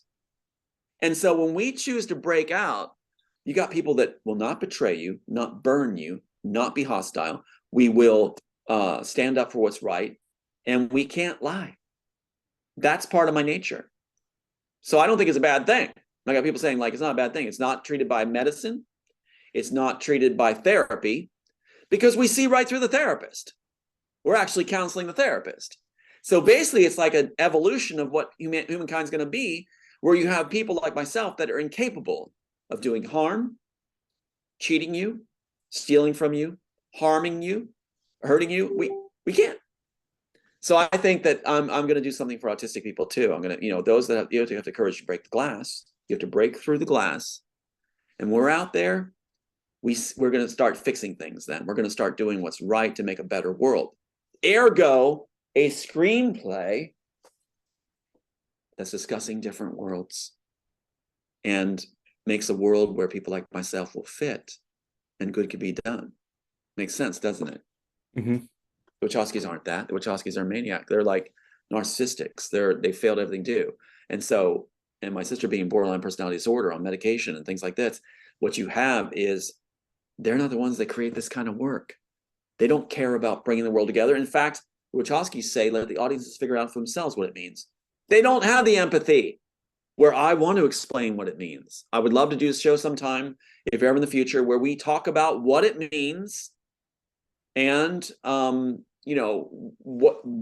prompted these scenes and what they're there for. And take a look at what Christopher Nolan does and what was originally in the original. And the interrogation scene, what the Wachowskis do with the interrogation scene, and what was in the original. Take a look at, and you get to see how it was stripped. It's like you took a meal, and there's a French film, Aiden showed me, it's wonderful, where this table lowers to different levels, and you're randomly placed in different levels, and you get to eat whatever you want sloppily from the table and spit it up on whatever goes next level. They got to salvage what they can next level, down to like 200 floors, where nothing's left except spit and regurgitation. And the people go mad. And so that's basically what's going on with the screenplay. They're stripping it. They say plainly, we were using up the rest of the story. We want to do it for real. People who failed at everything they did, including Joel Silver, doesn't make art, he acquires it. So you have this badly done more and more, which sets the stage, answering Sophia Stewart back and the rest of them. Yes, the original work will make everything clear. Yes, the original work will seem more meaty and tied together, obviously. When I wrote this piece, Steve, I couldn't change a line. I couldn't take a line, lift it, put it anywhere else. I couldn't change a scene and shuffle it around. It would ruin the whole story. It was crafted perfectly, where it tied together perfectly. And now the Wachowskis are saying it was never meant to be tied together in their lifted versions. Yeah, never meant to be congruent. Because, yeah, they lifted everything out with a storyboard, where they just used the images. Lost his case? You haven't seen anything yet. That wasn't a case. That was them doing exactly what they wanted, like they were playing an organ with the guy who was what? Ineligible to practice law. So that's the answer. And thank you for allowing this to be a vehicle also to answer that question. I'd love to do that someday, a show that focuses on just how the case was thrown, and wait till you see all the elements that were employed to throw that case. That's part of the documentary too, to follow. So if ever you want to, I think that's something. Let's show nothing to see here. Really? He lost his case. Let's take a look under the skin of the carcass. Yeah, see what's really. I'd like to go in like a step-by-step. I would like that. I would like that. Like You're a gonna see like a timeline type of thing. You'll see overlaying tactics and ploys. Overlaying. Let's do it. That would be that'd be a first. And wait till you see how it was done. It is mind-blowing. Mind-blowing. If they don't get what they want, they come back and do it again. So I'd love that, Steve. I would love that. But yeah, thank you for this. Thank you for this. Yeah, I'm just getting a piece of paper and pen here. But yeah, I'd like to do it, like you said, step by step. And you're going to see overlays of tactics being employed, who's who, the tactics, all to get to the point where they can spread out. He lost his case. That's all it was going for. And I think people are smarter than that, majority, to see there's something under the table. There's something going on under the table to force this to a, decision that with prejudiced. What? No. Okay, good. Yeah, I think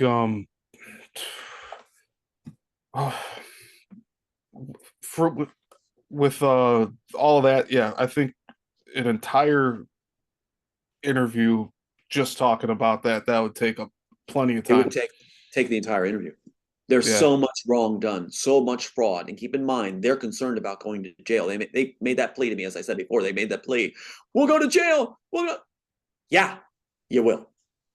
If the documentary's done, when the documentary's done, when the real film's shown, like you said some things I hadn't thought about before. When it's done, the real film's shown, yeah, they're facing jail. They know it. That's why they're handled people or contacts, their anonymouses are all trying to do what they're doing. Now you look at the shadow banning, 32 views. Really? When 100 people are calling you and saying, what's going on? I can't put my thing in there. I can't put it. It erases when I do. Yeah. They go too far. The CIA and the FBI go a little too far. And for that graphic with Operation Northwoods now, in the first graphic, in the first interrogation scene, which is the first scene I wrote, the first scene they shot, I think they just blew it. They put their, not just their thumbprint, they put their butt print on it. As gross as that is, they sat on the copier and put their butt print on it, and it's now, there's no getting out of it with every flaw. Stupid move by an intelligence agency? Huh.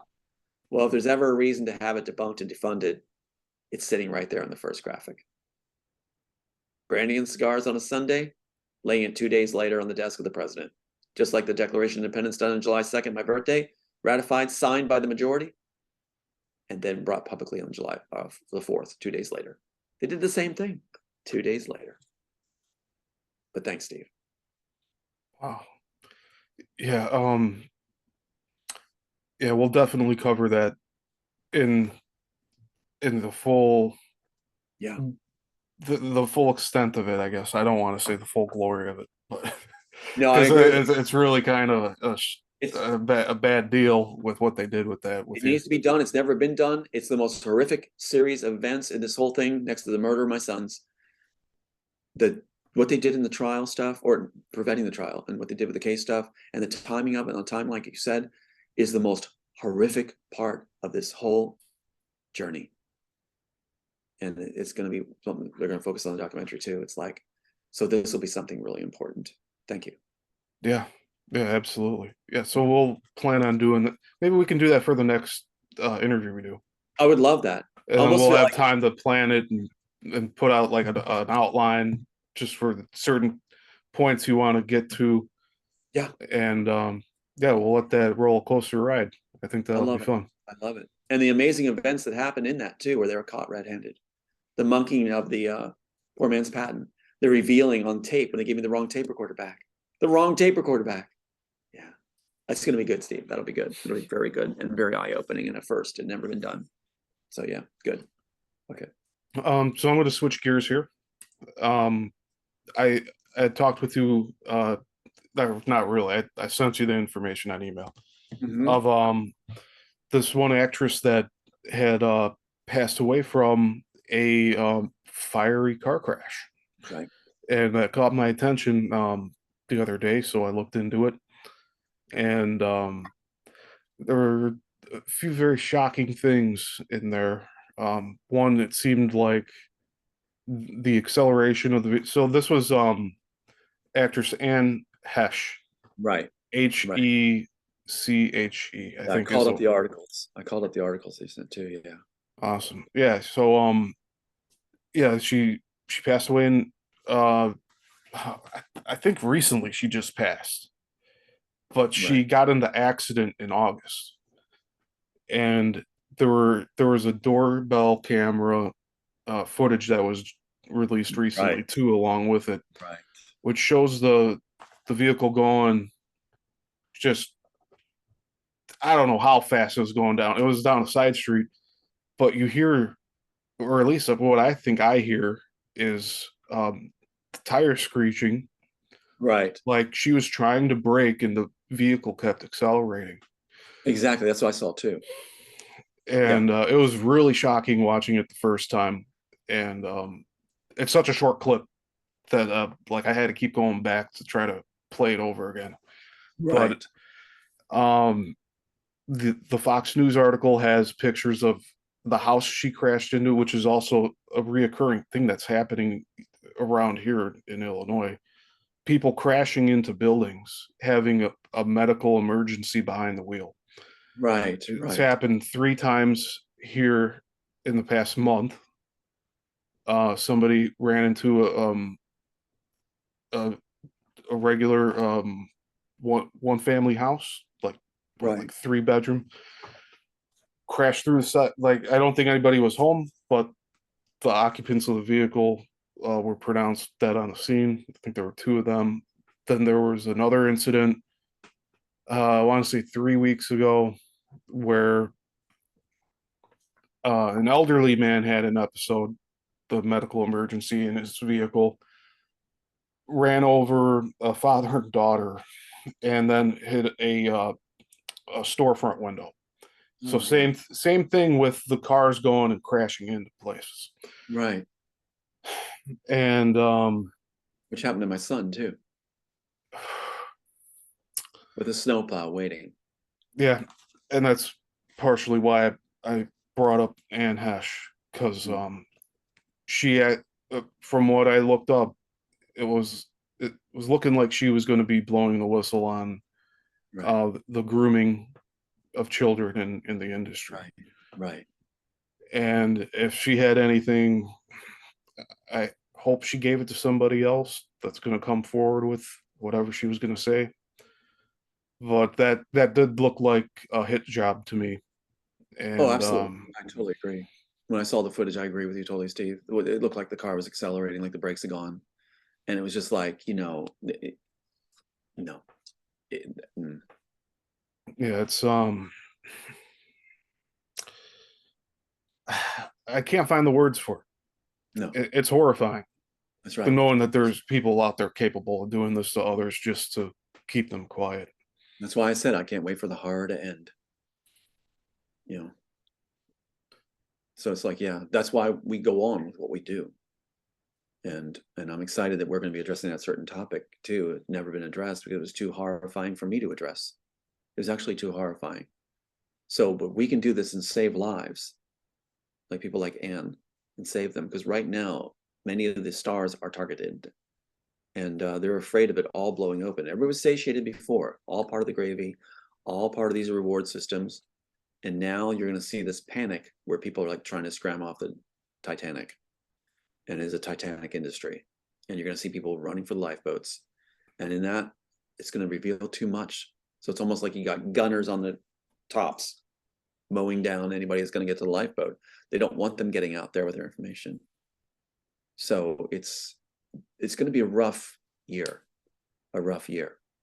with a lot of the insiders who have been, even well, some of the ones that have been actresses and actors will be taken down at this time by the cabal.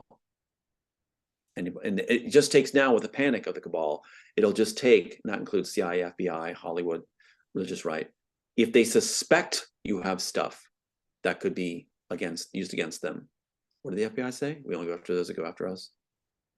So what happens is, if they suspect you have something, you can be taken out on that aspect. You can be taken out, or a loved one taken out to try to control you. We're in for a dark time. And then hopefully the work we've done will make a better world. But we've got to get these guys defunded, really just defunding them. So it's getting emotional now. It's getting very emotional. Yeah, and I'm at a loss for words too with what to say about it. But I guess as a positive, I I would like to see the mainstream media lose their control. Yes. Um, even if it's at the hands of like a like a dozen people Mm-hmm. that are speaking out, instead of it being one person over here one year and some. What Yes. if what if all of them, or a big group of them, just came out all at once? And you got one on NBC, they have to shut the interview down. Right. ABC Right. shut it down. VH1 shut it down. Have somebody show up on Joe Rogan, shut him down. Like every side of the spectrum, have them show on Jimmy Kimmel and have them have to cut the interview. And Right. then that's going to show their bias, that they See, don't that's want, exactly right. like, these people have freedom of speech in America. These are all American entertainers, creators. Um, I know Taylor Swift recently. It's funny. Taylor Swift and Kanye West were two of the biggest names in the past decade, Mm-hmm. and especially for children growing up. Now they're adults, but like now Kanye West is speaking out, and Taylor Swift is too. Because I just remembered this with her, she went up to accept an award at some show, and she made a point to have her speech be about how her music licensing was sold off to another company without her lawyers and financiers telling her that that transaction was occurring, and that she lost all the work that she made. And she was giving this speech as a warning to other artists to protect their work. Right. And man, I wish I had that clip. I'd like to play it now, but I'll send it to you in the email. Yeah, please do. And it's interesting because it's like their courage is contagious, and they're afraid of someone, like they make examples of us. Like, you don't want, I actually had it passed around. You don't want to be like Tom Althouse. You don't want to end up like Tom Althouse. That's passed around by strangers. It's like you're made an example of. Look what's going to happen to you and your sons and all this kind of stuff. Look what happened to your programs if you put them on. It's like courage is contagious. And if a lifeboat gets away, using that earlier scenario or image or idea, it's like that means others feel they can too. They're afraid so much of not controlling all the sheep in the pen. When we get out and we prove not to be sheep, but lions, and when we get out and we grow and we are unafraid and we send messages out, they have lost control of their herd. And that's when they'll implode on themselves. And that's exactly what's happening. People are now trying to say, one of the accusations is, why is Tom Althouse still alive? Putting it on me. And one of the accusations, that's what they're reaching for now. Why is he still alive? That proves I'm false? What the hell? It's like, I'm alive because I have stuff they want buried in a trash bag. And it does work when I know what they want. I'm alive because I've done the interviews and got the word out. They said it themselves on the tapes. I'm alive because I can do a case because there's no statute on certain limitations of mental condition. So it's like, yeah, there's a lot going on here. I'm alive because I actually got the wherewithal to get the original screenplay and have the proof, and now I'm trying to call it a fraud. Look how much attention's been put down to try to shut us down. And it doesn't matter how large a voice we have. If we're getting the word out to 10 people, they fear that. They fear that a lot because the word's getting out that they're most concerned about. And so we've got them on the run. The lifeboats are making it. And people are starting to realize it's better to make a run for them than to stay on that sinking ship and be a fraud and be false. Get off that ship. I don't care what kind of rewards. They're going to give you a free dinner, steak, lobster dinner in the cabin of the going down, in the dining room, the dining room of the sinking Titanic. You don't want to be there having that dinner. You want to get out of Oz. You want to get out of there and let the FBI have their yellow bricks from the yellow brick road. Let them have it. Those guys that only needed was a high school equivalency. It's time to turn the tables and make a better world, and we can do it. But to say, why am I still alive? I'm alive because I used my mind and my brain, and I never gave up. And my son said, never give up. And we have gone through it where we've succeeded rug pulled. People put in place, handled, you name it, done. Sophia Stewart was calling all the time. They sent people, they let us know your sons are murdered. They tried to break you with bought off family. But we set in our heart, we will never stop. We will finish the job. That's why I'm still alive. Also, I know what they want. I am sick of this tactic of trying to use Joe Schmoes and Jane Schmoes to shout down the work we're doing for everyone. The work was written for everyone. This work was a gift to every one of humanity. The Wachowskis didn't just steal it from me. They stole it from you. They stole it from every single audience member and gave them shoddy work and said, let you figure it out for yourselves. Let audiences figure it out for themselves while sticking in all the jokes to mock the author. That's what they did. And they have the audacity to say no one's going to want to see it the way it's actually done. No one's going to see it the way it's actually done. Wait till you see the father-daughter scene, the way it's actually done, instead of Christopher Nolan's horrid rendering. Wait till you see the actual idea of the library of memories that jacks the neck, that Wachowski said they want to do it for real. The battle sequences Joel Silver said he was drunk on and really wanted to do. The battle sequences that are in here. Wait till you see it's done. And that's all these decades later, and it still hits home. And wait till you see what's in the trash bag. If we survive, yeah, I'll dig it up. I'll dig it up. With witnesses, I'll dig it up. Wait till you see what's there. The documentary team, I exposed them to one of the screenplays, and they're all excited. It was over lunch, and everybody stopped eating. They're just like, yes, that's layered writing. That's layered writing. If you have an honest core and can think in layers, and you're a genius, you can do this, and it's great. Like yourself, it's fantastic. I'm laughing and crying while I'm writing it all down, and it's just flowing like a Mozart requiem. That's writing. Where Christopher Nolan said writing for him is like pulling teeth. Then don't do it. And don't use people's work to make your career. Just get out of it. Let us do it. Now, Bob Iger's back. Let's see how they want to roll the dice on that one. Let's see what they want to do. Yeah. Before he came back, Disney was pretty much attacking the audience. Yes.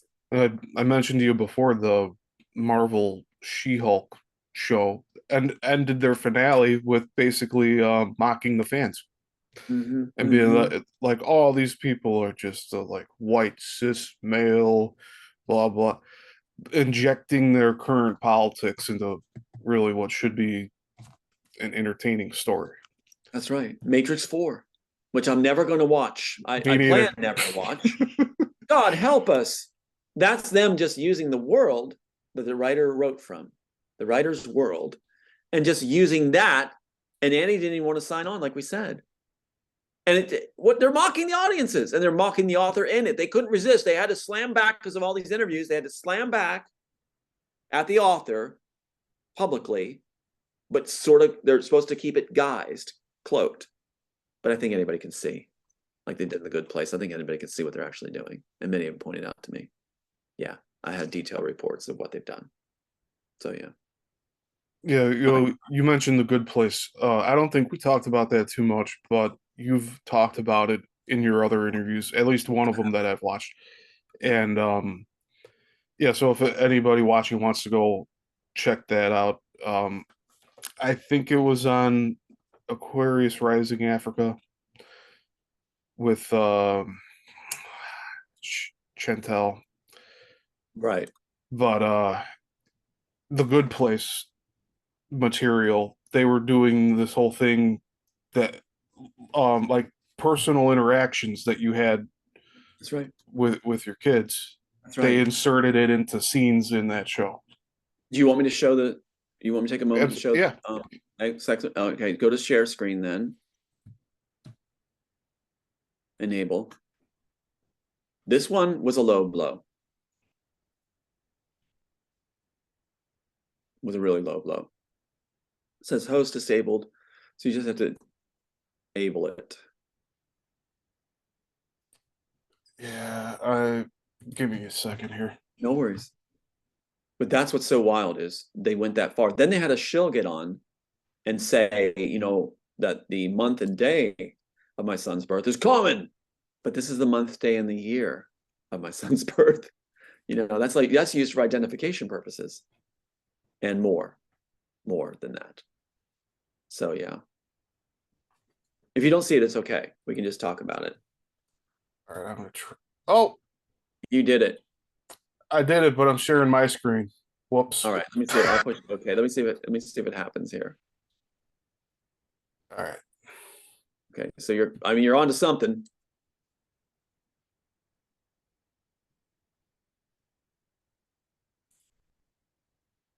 If it doesn't go, we'll just talk about it. Okay. So I'm gonna try one more thing. Okay. You'll notice the name Tom Troxel too. I'm going to be changing. I talked to Aiden. We're going to change our name back to my mom's maiden's name because her family line is really cool. And the Althouse line, God help us. Althouses, Hillsies, Zarkos, the Swigerts, just all became crooks basically. So we're going to distance ourselves. Okay, so looking to share. There you go. You did it. Okay, going up. All right, let's look at, I'm glad you brought that up too, The Good Place. So let's go to The Good Place here. All right, looking over here. So The Good Place, what we have is a character, the architect's interviewing this main character, the main character. And we find out, of course, The Good Place is actually evil. And they're saying the info was wrong on her birthday. And it's a very interesting switch. So this guy right here is named, I think it's Michael. And his boss is named Sean. And my son's name is Sean Michael. That's no accident.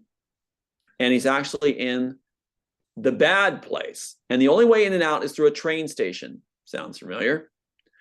And so what you have is him interviewing her. And you have this. She first says that she was born October 14th, 1986, right? Then she says, they even put it so you can't put it in one clip. That's what I used to tell people when I lied about my age. Then she says, I was born in 1982. So they're making it so you can't put it in one clip. What you have is this. She claims she's born October 14th, 1982. That's Shawn Michaels' exact birthday, who was murdered. Wow. This piece was written before he's murdered. It's released after he's murdered. That's how tight this was. Now, so that's Shawn Michael, the two main characters who run The Good Place, which is actually evil. There we are. Going with the main character born on Shawn Michaels' exact birthday. And then, as you said, they add the very same scene, the game, she turns right after this is established to the woman who's like a Surrey. And she does the favorite game that Sean and I did when he was growing up. He would point to things. What's that, Daddy? What's that? He would just keep saying, what's that? What's that? And you can see here, what's that? What's that? And then you see, what's this? Now, the shills will play this down and say, you know, focus on aspects and say, that's delusional, that's nuts. This is the same scene with Shawn Michael saying October 14, 1982, playing the very game I don't think everybody played. My favorite game was Shawn Michael, born October 14, 1982, that was murdered when it was right after this was released, right before this was released. So what they do is they have their shills go, October 14 is common. Tom's a liar. October 14 is totally common. It's common. October 14, 1982. Buddy. October 14, 1982. Not common. Just like Operation Northwoods, March 11th, 1962. When the CIA knew it was crafted. This is deadly, dangerous game. And I don't have time for shills that try to twist everything around with talking points. So yeah, I look forward to the next program too, where we will address, he lost his case. That's the first thing they say out of their mouth every time. But that's not going to hold back the dam and the flood, the deluge that comes with it, when it shows how much fraud was done to obtain that talking point. No. Yeah, and it's meant to dismiss the conversation. They don't want anybody talking about it. So that's the way to do it, is to just shut it down like that. That's it. Force it through. Lie, cheat, perjure, gamemanship, harass, take, steal, alter evidence, plant your own attorneys, plant your own judge, brag that he's the worst candidate possible, that he'll rule MSJs off the charts, and make sure that within a half hour after he's fired that he allowed the other side to proceed to summary judgment and then give you an email after the fact. Without objection. Summary judgment without objection. You're dead. You're finished. And then say all over the place, he lost his case. Yeah, you're right. It's like, did nobody ever have an appeal in this world? I paid for the appeal. I paid for the appeal, and the planted attorneys didn't do the appeal. Of course. They just didn't do it. Let it run out after I paid them. After I paid them a couple grand. That was the replacement firm they had to go to. Wait till you see. Wait till you see. Wait till you see. Who was the guy that sent me to the other firm, Rios and Associates? Who Miriam Espinoza, the paralegal, is related to Lenny Coco, who's best friends with Bonaventura, who Robertson's lost a grad student had me go to because she was the daughter-in-law of Lenny Coco. So you have the firm with Rios and Associates, handoff firm. How do I get to him? Because Frank Ayala, endorsed by Caldwell, Leslie, and Proctor, Warner Brothers firm, for litigation support, endorsed on LinkedIn for litigation support, is the one that is on tape telling me you got to go to them. Rankin's got your back against the wall. This is like the Avatar case. They're bragging that you have no idea how much you're being screwed and how much you're worth, 500 million at the time. And it's like, you got to go to Rios Associates. Rios Associates, whose relative marries my daughter, and introduced to him when the case is being thrown, and cuts me off. Yeah. It's a circus. While we have a honeypot wife who was the landlord? Tony Rankin. Tony Rankin, the one with the suspended license, who's classmates with Warner Brothers firm and classmates with Rios from what? University of Berkeley Law School, is the landlord of the honeypot wife that's introduced to me ahead of time too. So there you are. Wait till you see all the aspects. Yeah. The only thing I got going for me is my intelligence. My faith, my intelligence, and a young son, last surviving son. And they let me know why he's alive. It's supposed to make me behave. Behave. We know you're concerned for your last son's safety. So I'm supposed to feel grateful that Aiden's alive because they didn't kill him? Because they're trying to use him as a tool? That idea that I won't speak on interviews? When Aiden said, "You speak, Dad. If anything happens to me, you keep going." That's when he's 9 years old. Then people will come at you. They always want to come at you somehow, right? Like this guy that did last night. They'll say, "Why did you expose your child to this? Why did you tell him about this?" Are you freaking kidding me? They're threatening his life. They're going to kill him. You're not going to make him aware of what's going on. Be careful when you go to cars or when you come home. Be careful. Just be watchful. Why, Dad? "Oh, I can't tell you. I don't want to be a bad parent, so I'm not going to tell you. Just be careful." No. He's been chased down, choked, attacked on playgrounds, you name it. Choked almost to death if his friend hadn't stepped up. And they covered for him at the Ventura Junior High. They covered for the assailant. A Mexican kid was brought in for 3 days, attacked him on the playground, no provocation, twisted the neck choked him, knew how to take him down and choke him. And then they turned it, principal covered, this blonde bimbo, covered for it and said, "Usually a nurse will call you, I'm calling you. Not he's at fault too." No, he's not. There's no marks on him. Yes, there was. I took pictures later of the choke marks on his neck. And it was a monster, this blonde lady at the Ventura Junior High. Totally in place. When Aiden got attacked a number of times, Aiden was almost drowned by operatives. They use kids to do it. The CIA, FBI actually uses kids to attack kids. They use kids. Have they stopped their attempts at doing that as of now? Right now, since we came to Texas, yes. Now that we're in Texas, Texas is the safest state in the union if you're being harassed and threatened by the FBI and the CIA. It is the Texas congressman, I think it's Ted Cruz, that's speaking up against the corruption in the Biden administration. He's the one who keeps bringing it to light, is the Texas teams that are making a difference. Now, there's one exception that got a tour with Flint out of Virginia Beach with Robertson's home ground and is doing this tour. So there's one exception of a Texas guy they got a hold of because they'll infiltrate and they'll buy off. And I've heard all these things from the inside from people there that makes it horrendous, a corruption field. But anyway, that's another day. But the thing is, yes, they try to infiltrate and they try to replace your friends and take up your time. They're paid to take up your time. That's part of the playbook. But my son is alive and he's safest in Texas. But that doesn't mean he's completely safe, of course. We had a car shooting not that long ago where they were just shooting people randomly when he was walking home from school. And the shooting at the Texas school, that's done on purpose. Yeah. And then what was the shooting right after that? Philadelphia, where I was born. Philadelphia school. So it's like they're doing this on purpose. They decide where to stage these events. Now, people die. They want the death toll to be there. I'm talking about agencies want this to happen. They get more influence, more power, more funding by doing it. The more crisis they have control and create, the better for them. See? It also sends a message. We have the power. We'll get away with it. Anybody who crosses us, we've got the inside. We'll even influence judges to get what we want, and then we'll tell people you lost your case. Yeah. That's all going to shed now. Yeah. That's why I'm number 2 on the list. Do you know who's number 1? I don't know who's number one. God bless them, whoever they are. And that's me with the card that says, please extend every courtesy to Tom Althouse, Sheriff's Department, Portsmouth, FBI. If you're one of their own, they'll come at you a lot harder. You'll be pulled from your van, chased down, and shot in the head out in the street.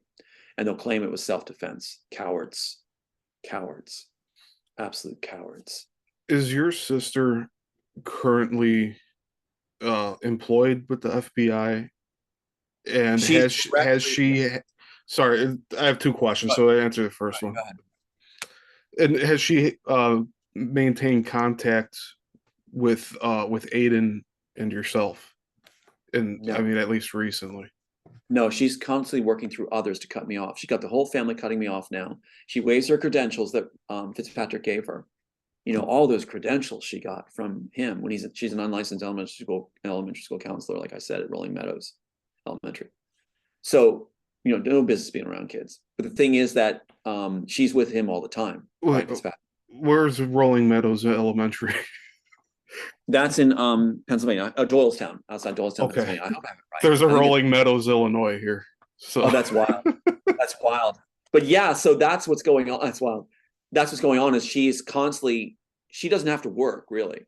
She's considered a celebrity, all those credentials. She waives those credentials where she can say for the FBI, Brian Fitzpatrick FBI, who incidentally had a letter on his desk when I went and dropped off a letter. He had a fat packet that said, for your eyes only. Wilshire Boulevard FBI, for your eyes only. He's still employed. It's in Man in High Castle where you have, you know, for your eyes only from Berlin. For your eyes only means you're an operative. You're still operating. That's not your pension plan.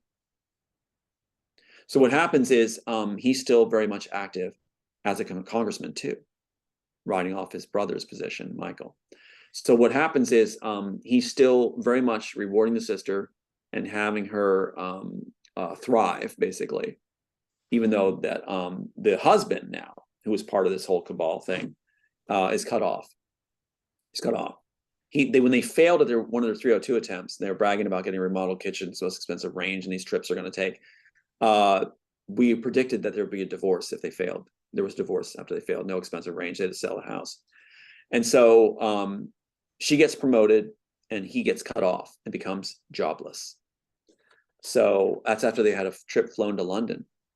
Right, just before the 302 attempt. And so they failed at that. And we've been making some moves lately that are really, really effective. We got some really good documentation for the documentary too that's going to be very powerful that we weren't supposed to have that we found and got. So it's going to really reveal some of the stuff. I'll just mention the name Caitlin Farrell. It's all being revealed. The clinician that they bought off and had do horrendous things at Sanctuary in Pennsylvania. It's unbelievable what she did. And then given vacations and everything else. So what you have is it's all coming to the table. And we're certainly going to stop. I think it's interesting that because of my condition, I will never stop. And the heart behind that condition, I will never stop. I will believe in honesty. I believe in never giving up like Aiden does. I'm very smart. And in fact, my sister tore up the diagnosis about being a gifted genius and having tremendous empathy. She tore it up. You can't do that. It's unethical. But when you're with a Brian Fitzpatrick, lifelong FBI operative who also was involved in the Ukraine takeover and upset, you feel you can do anything. You feel drunk on power. And she even said, I'm all about power and success now, not about peacemaking. Well, that's not the sister I remember. So yeah, she's directly involved with them constantly now and still getting the rewards. I don't know how they're going to top the congressional thing unless they make her a running mate. I don't know how they're going to top it. These latest rewards were off the charts, over the top. So, yeah. Well, I'm glad that she's not harassed you recently. So that's good news. Yeah, she's still enjoying the success she just had with this latest thing by being entered in the congressional records after the failed 302, the latest one, where she held that thing up saying, you know, to my mom, look, he's going to kill me. He's going to kill me. No, he's not. I wouldn't waste the bullet. So the thing is that, you know, that's the last person I talk to either. And she'll say, you know, he calls me all the time and says he's suicidal. I'm not going to call her. Why would I do that, Steve? Why would I call her for anything? Why would I call her? In her mind, she's like, okay, Tom calls me all the time. I think delusions are part of this, but I think she's calculating this for the FBI, of course. And so what would that conversation entail? You know, you know, Julie, who's abused my son and wants me put away for life, that's the person I'm going to call? What am I going to say? Hey, Joel, hey, I'm suicidal. Like, Tom, this is the 100th call. I know, but I got to call you for some reason and tell you that. It's like, yeah, where's the conversation going to go?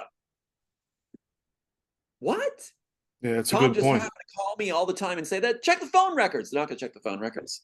They're just going to allow her with her credentials and give her more credentials to force that through. And that's all the FBI needs. It's a 2 checklist. Oh, he says he's suicidal. I didn't. Doesn't matter. They won't check it. Not going to check the phone records. And he's going to kill somebody. What? So now they switch from me going to kill Aiden that I'm waving a gun around, quote. Well, that comes from Robertson's people. Pat Robertson, the evangelicals, is the one that said in their transcripts, Tom waves a gun around all the time, threatening to shoot people. What? Really? Have I ever done this on a program? Have I ever rated? I'm gonna go. That'd be a nice guest to have back. But the thing is, like, that's what she's claiming now is I'm going to shoot her and the brother who's with Disney. What? I went to Texas to get away from these clowns. Why would I drive all the way up, do anything with these people, especially when they murdered my dad? Starved him to death as his POA. Starved him to death when he's begging on tape. I have it on tape. Begging to see his son and to return home and to have food. But no, my sister went out and had him drugged with anti-seizure medicine, anti-anxiety medicine, drugged him up that the next day he couldn't even speak. After telling me, Tom, I'm proud of you. You're a straight shooter. Finish the job. I am going to finish it. My brother takes that information, well, it was Disney and Spielberg, and goes out and announces that my dad was begging for me to be cut from the phone and was afraid to hear my voice. Really, Jack? Really? Really? And keep in mind that Joel Silver put in Oblivion, held by Disney, just for him, when the case was thrown, Jack and Julie as the main characters. And keeps the scene with a little girl at the end, pointing at the man, the son, the man who rescued her. Is at the very last scene in this and the very last scene in Oblivion. Joel Silver kept it. And Joel Silver actually puts the picture of my daughter, who's not film material, doesn't look like a model, but an exact copy of her as the actress. Now that is dirty. And you can see that in the personal inserts or whatever. You see my daughter's actual face. And I think I have it here. Yeah, here's my daughter. And the Oblivion thing. And then they have the scene where she's pointing at the man at the end, which is my exact ending. And the character looks exactly like her. And I don't know where it is right now. But yeah, I'll have to find that again for you. But yeah, my daughter's face is very unique. Like kind of like a pushed back nose and stuff. And not film material. But they used the actress that looked exactly like her because they knew I was writing to try to reunite my family, and I had the little girl in there. And so that's actually the daughter who's actually the little girl in the Matrix. So I think that's nice of a dad writing something for her. Instead, she's reprogrammed by, Rio's an associate, Ralph Rios with his relative, Jacob Rios, married to her, where she's not supposed to have contact and supposed to trash me everywhere. I think it's a nice gesture of a father to put you in a major film saying he wants to reunite, have you reunited and safe, and has you in that position. But no, she said that I wrote it for myself before she cut me. Really? You're the one in it. So Joel Silver copied that too. Her exact looking, matched an actress to look like her, pointing at the man at the end. Unbelievable. Wow. They have to go to licks in. They have to go to licks in. While they're taking all those ideas, all those matchups, all the similarities. That's how they're doing it. They take the matchups, like I said, and then they simply make it up as they go along, and they write the script after they're done. So they'll say, okay, let's go with this part, shoot this part. Let's set up this part now, we'll shoot this part. And they orchestrate it that way so they get what they think is cool in there. That's how they do it. That's how they rip off a script. That's why the ideas are important, like we said, for audiences. If you're writing stuff, show your concepts in a little short narrative that then can be shown that you came up with it. That's essential. Show Hollywood that not everything has been done under the sun. Wait till you see these other films. Wait, if Aiden's alive and survives this, then I will, as a father, bring forward these films and have them made if we get our name credit back and he survives this. Otherwise, I'm destroying these works, and they know it. And no, and I don't care if people say, you never had them, you made it up. I don't care. If Aiden dies, and if we're not giving name credit, people can believe what they want, but I'm certainly not going to bring these forward. I obviously brought, I had to argue with Disney on the phone, basically, where they're saying, how do we know you have them? Show it to us. Like, I'm going to show it to them, Steve. Like, I'm going to show them this work. No, nice try. And you hear the response on the tape where I said, if anything happens to Aiden, I'm destroying these. And like I said, the response is, you can't do that. More important than any of our lives is the property they can benefit from and enrich themselves from. More important than a human life. That's not the people I want running this world. Yeah, me neither. Yeah. How can these people do this? Like, is it like are they spiritually detached? They don't follow the word of God? I asked the exact same question, Steve. I asked, it's on tape. You ready for the answer? I asked it on tape, because that's what you do with handlers and people over context. The question, okay, ask the question one more time to me and I'll give you their exact answer. How can these people do these things and seem to not care? You have to understand, Tom, Steve, it's all about power. It's all about power. That was the answer they gave me. And it's just business. Mafia tactics. It's all about power. What did my sister say after she got bought by Brian Fitzpatrick? Switched from, I'm your biggest fan, Tom. I'll see you at the Emmys. Can't wait to see it. Talked about ethics and how to protect yourself from the ethics things, to, I'm all about power and success now. Really? I'm not. I still believe in compassion and faith. And I still believe in doing what's right. And that life is fragile and all life is important. And we help each other up the hill of life, we'll have a better world. We should look out for each other and value life. At some point in time in history, life will become on the fence, where it'll be valued, where we'll be desperate to have life exist. We're going to face that sometime. It's like when you first discover this country, there's all these trees and they start cutting them down, think it's endless resources. There's going to be a point where we're going to realize just how fragile life is and how important it was to nurture it and treat everyone right, especially elderly and children. Yeah. But when you have a system that's all about power, CIA, FBI, Hollywood, religious right, and then you're just in the way. Everybody's a threat to you having what you have. It becomes about protecting your own resources, advancing your own game. So they're trying to say every one of us is like that. We're not. And thank God for my condition, because it's impossible for me to conceive of taking advantage of someone or doing harm. If you hurt a loved one of mine, I get upset. I'll be demonstrative and get upset. I'll verbally express it in not so friendly terms if a loved one is harmed. But I can't harm somebody. It's just not my programming, not my core. But yet they use that. They have to say, you're the enemy. You're dangerous. You're crazy. And it's interesting, my sister switched to that as soon as Brian Fitzpatrick comes in the picture in 2016. My mom remembers, my mom did a piece for the documentary and did some footage that we were shot. And it was a 5-hour shoot for her segments. And it was very important to get it on record. But she was talking about the first dinner she saw where Brian Fitzpatrick had Julie to a dinner with all these top people, right? And she was amazed because he runs up to her and says, okay, I want you to meet this person, this person, and this person. That's the reward system on ground zero. What they do at first is they introduce you to all these important people to make you feel successful. And all Julie had to do is practice her smile and her pose and meet all these people. Easy peasy, didn't earn it.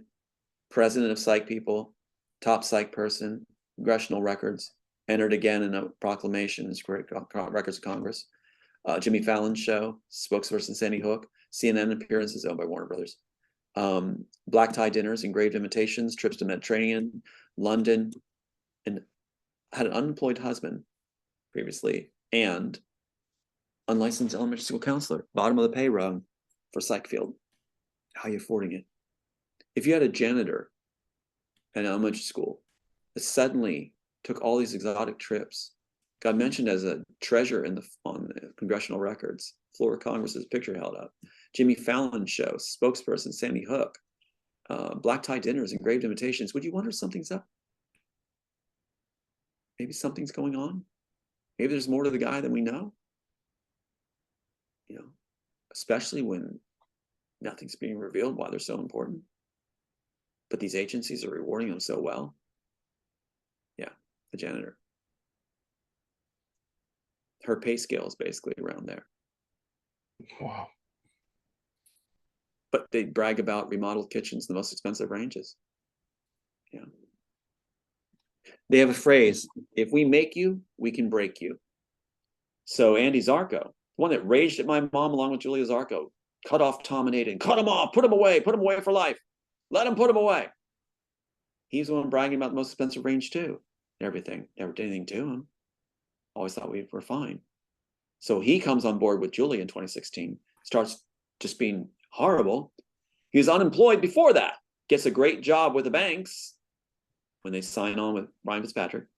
And then as soon as Brian Fitzpatrick's done with him, he's unemployed again. We make you, we can break you. Assets are to deliver the desired results. Now, in Julia's case, she's a loose cannon. Borderline personality disorder, she's going to go crazy on people.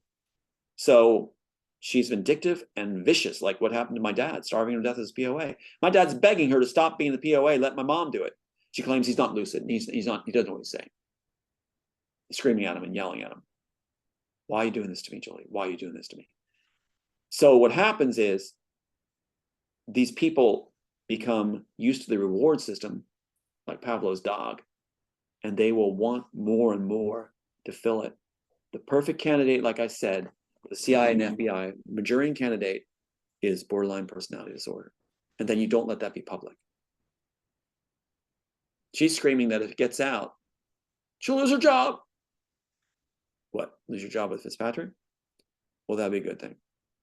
That'd be a good thing, because she doesn't understand. Maybe she doesn't realize what the price is. If they're feeding you all this stuff, the last thing they'll tell you is, oh, we love you. Oh, no, we love you. Take another trip. There's another trip on us, gratis. Just take it. They feed you sugar before they do that, because they don't want you getting nervous or talking. Silence of the lambs. They want you to be happy when this happens. And if you're not providing for them, you're no longer an asset. You're not a profitable asset.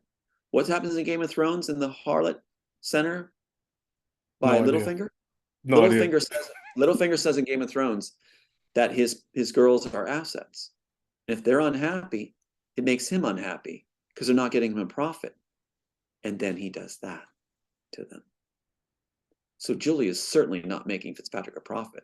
She's being a problem because she bragged about him being gay. She bragged about him going to use Secret Service and come at me and he's pissed. She bragged about this stuff, and I record things often if it's from people that are not trustable. So I make records. So she is responsible for leaking in the cabal one of the top people that was used to destabilize Ukraine, along with Trudeau's man.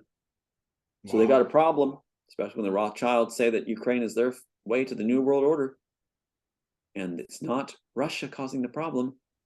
It's the CIA and the FBI and the Pentagon controlling Ukraine, putting an actor in place. Hello, an actor in place. And Shokin, the main guy who was the Attorney General equivalent, is the one they took down. Can I share screen one more time? Yeah, go for it. Okay, so in Miro pages, you need to see this one more to make sure you see this. Where's Fitzpatrick? Where are you, buddy? Here we go. Okay, good. I got to show this. This is what happened to Ukraine in 2014. And this is the man that did it. And here you go. Here he is. Looks like bad Pee Wee Herman. This is the man that sounds like this. Hi, I'm Brian Fitzpatrick. I'd like to invite you to watch my program tonight. And if you'd like to see me, just tune in. unmarried, of course. He's gay. My sister said he's gay. She bragged about it. She joked about it. So it's gay mafia. And what you have is they're connected to the CIA, FBI, because he's an FBI. In 2014, he went over to Ukraine. And what he did was he claimed to be part of the Anti-Corruption Bureau. Anti-Corruption Bureau. So he's part of the Kempetai, basically. He goes over there and gets rid of Shokin, somebody Trump spoke well about. Shokin wasn't very good. His efforts have shut down. That's what Trump said. There was a general consensus that Shokin wasn't moving on the cases that existed. He wasn't pushing for reforms. So what they did was they actually included, we warned Ukrainian officials that they would not receive $1 billion in loan guarantees unless Shokin was removed. Exactly what happened to me. Get rid of Tom, get rid of Shokin. They destabilized Ukraine in 2014 through Brian Fitzpatrick, FBI and congressmen, to make sure that it was disrupted to be used as a puppet state, to tweak the nose of Putin, and to make the Russians basically feel like they have a Cuban Missile Crisis in their backyard, making Ukraine part of NATO. Asked for his opinion, Fitzpatrick's office provided a statement that Shokin was a hindrance to any corruption efforts. What the hell does that mean, Steve, and your audience? Shokin was a hindrance to any corruption efforts. What the hell does that mean? What does that mean? Didn't get tea fast enough? Didn't wipe his butt well? What, he was corrupt? Any corruption department? Do you see what's going on here? Mm-hmm. So the Congress, that's the personal experience, the Congressman Fitzpatrick's personal experience regarding former PG Vikram Shokram was that he was not cooperative with the FBI's anti-corruption efforts in Ukraine. And he posed a hindrance regarding numerous investigation matters. How does the FBI, who's not supposed to be on foreign soil, end up having the audacity to claim a sovereign nation's not doing what they want? If the FBI shut down the CIA, defunded, cut their funds, you'll have a safer, better world. And clowns like this, who buy off writers' sisters and make them into monsters exploiting their mental condition with all these rewards, you'll see a better world. This man deserves crimes against humanity trial, right there. Here's what caused Ukraine, the bad Pee Wee Herman, who put a bill forward in Congress that every police officer be granted immunity from any charges or any crimes. That the police never do anything wrong. His buddies who worked with him, that sent the 302s falsely and knew it and lied, that they all be given blanket immunity. Really? Trudeau said the same thing. In my situation, they said that Aid and I were attacking Canada. Really? And that in the documentation, it said the police never do anything wrong. Really? And they only go after those that go after them. Really? Well, I just want my son to be safe. I want the truth to come out. I want clowns like this to be out of office. Look at that man's face. Imagine the voice I just gave you. This is what the gay mafia looks like. And they're in Congress and they're in the FBI and they're in the cabal. And that's why children are going what they're going through. And that's why we're being shut down so heavily. So heavily. He even tries, this is a cover article in the local paper, by the way, after I started speaking. That's why cover articles will appear in the local papers. And then you see this little bit here where it says, Fitzpatrick's office said former FBI agents, he's not former, he's lifelong, are prohibited from disclosing classified or law enforcement information that has not been publicly disclosed or could pertain to ongoing matters. That's a disclaimer. But the thing is, he's doing it. Next sentence. Fitzpatrick's office did comment on the Trump-Zelensky call, offering a rebuke while also saying the congressman opposed impeachment efforts. Yeah, right. So what you have is, they just said, you can't do it. We can't do this. Disclaimer. Then he does. The congressman believes that law enforcement matters must always remain separate and distinct from political matters all the time. Yeah, nice statement after you just made all these other statements. Nice try. Oh my God. Well, there you go. Anyway, I'll stop. Yeah, it's all laid out, and it's been going on for a long time now. That's right. And you hear them saying, Steve, if they don't succeed in making Russia the bad guy, and Ukraine go through as their puppet state, they're doing experiments on the citizens. They set up biolabs, you name it, they got it. They're putting missiles right in Putin's backyard. And they're using the mainstream media to make Putin all the bad guy while staging this Wag the Dog series. It's all Wag the Dog. You don't see 60,000 bodies of Russian soldiers on the ground. Do you see any pictures? They're complaining about 10 soldiers being harmed and wounded. We're living in one of the most, we're living in one of the most like documented eras of history in terms of having availability for photographs and video and all. And they're doing green screens of Zelensky, like yes, they speaking to people, and yes, they can't go and have a field reporter go and get a picture of dead soldiers. How about a satellite feed of the grounds? Yeah, let's see the bodies. No bodies. Overhead video of like certain battles going on in certain areas, which are staged so badly. There's no evidence of Kiev being bombed, or you see like these explosions from far away.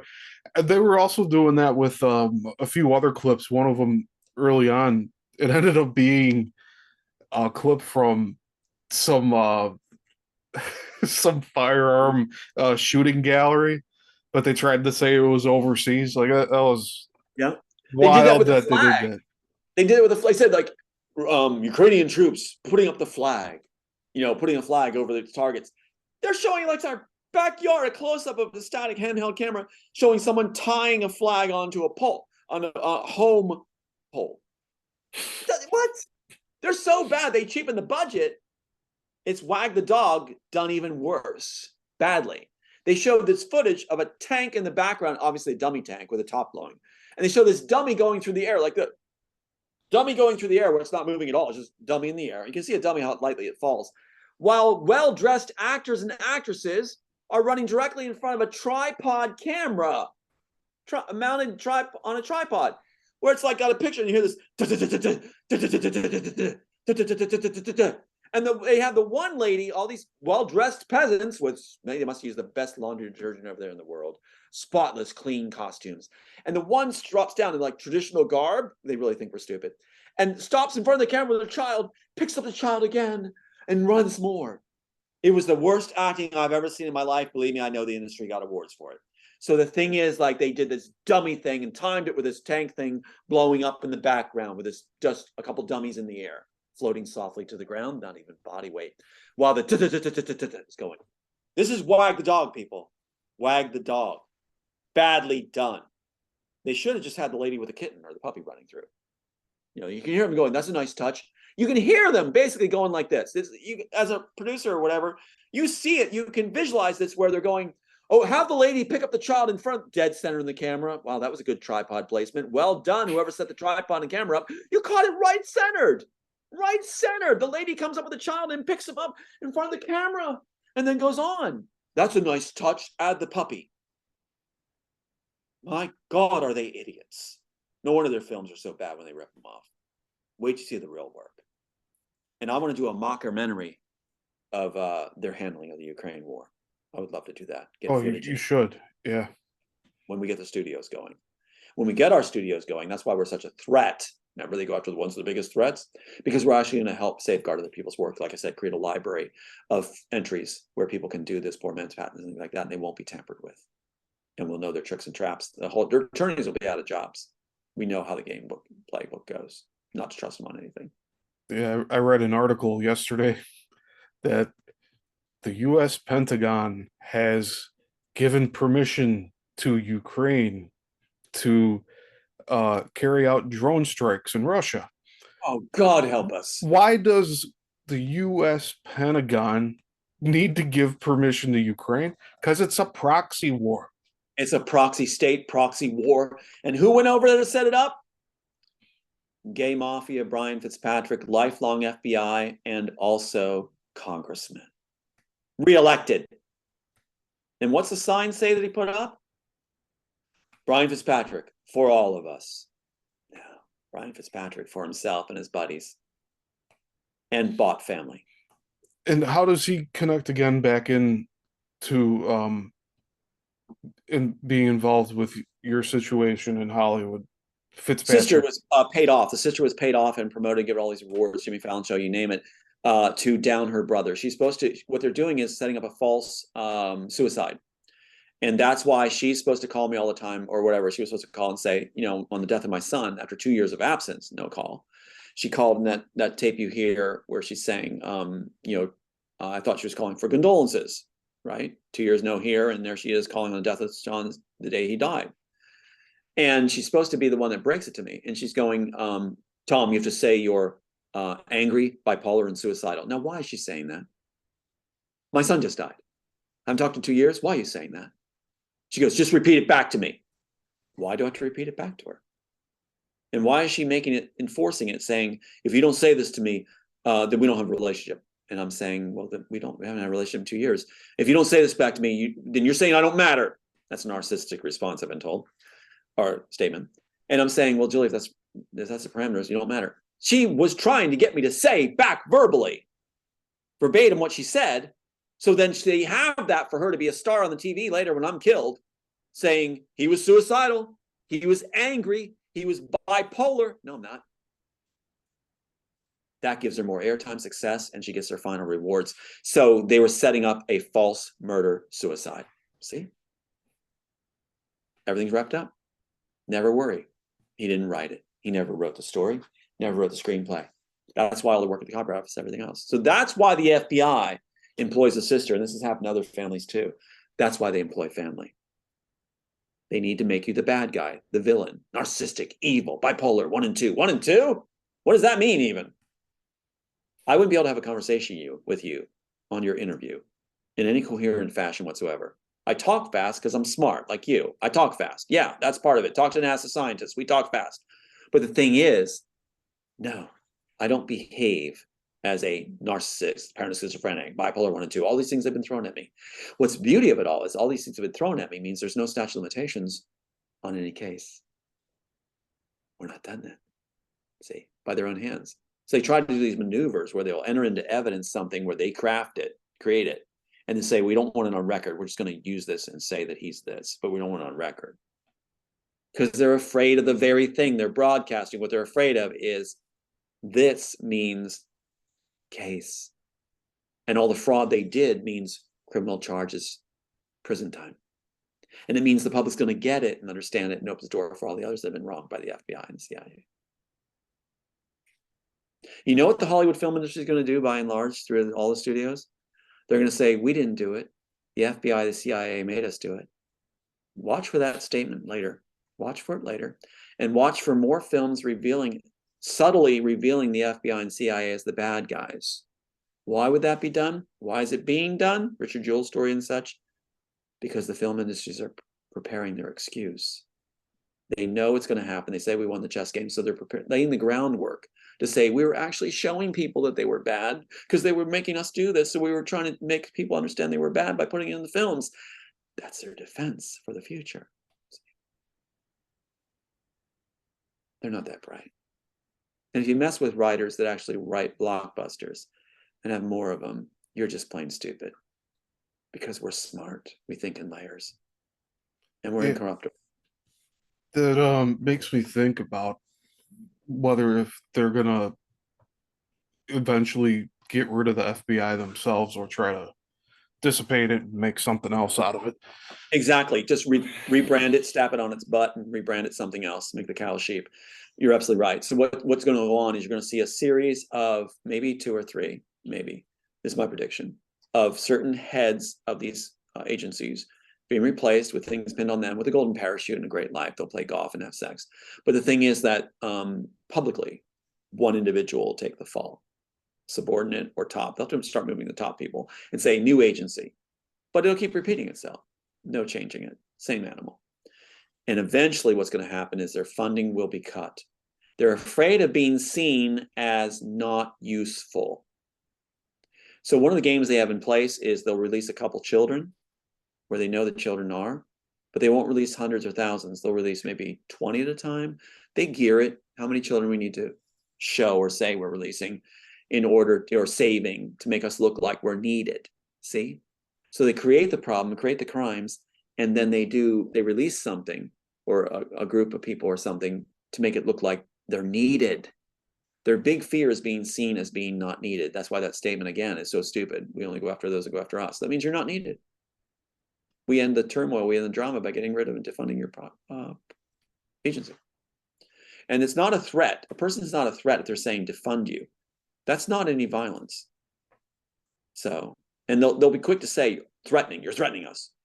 When I called Fitzpatrick's office and tried to see if we could work it out where my mom wouldn't be harassed, my dad wouldn't be harassed anymore, and let's just meet and talk. And I'd say, you know, stop funding the sister to do these things. You know, she's bragging that you're doing this. So let's just work this out where this is not going to happen. When I called, as soon as I picked up the phone, they picked up the phone, I said, this is Tom Althouse. I'd never spoken to their office before. You know the first thing out of their mouth? Are you threatening us? What? I've never spoken to their office before. What kind of statement is that? That's professional courtesy. Could you imagine calling Best Buy and the person picks up and says, "Are you threatening us?" When you just said, "Hi, can we help you?" Yeah, this is Steve Yissilmissil. Are you threatening us?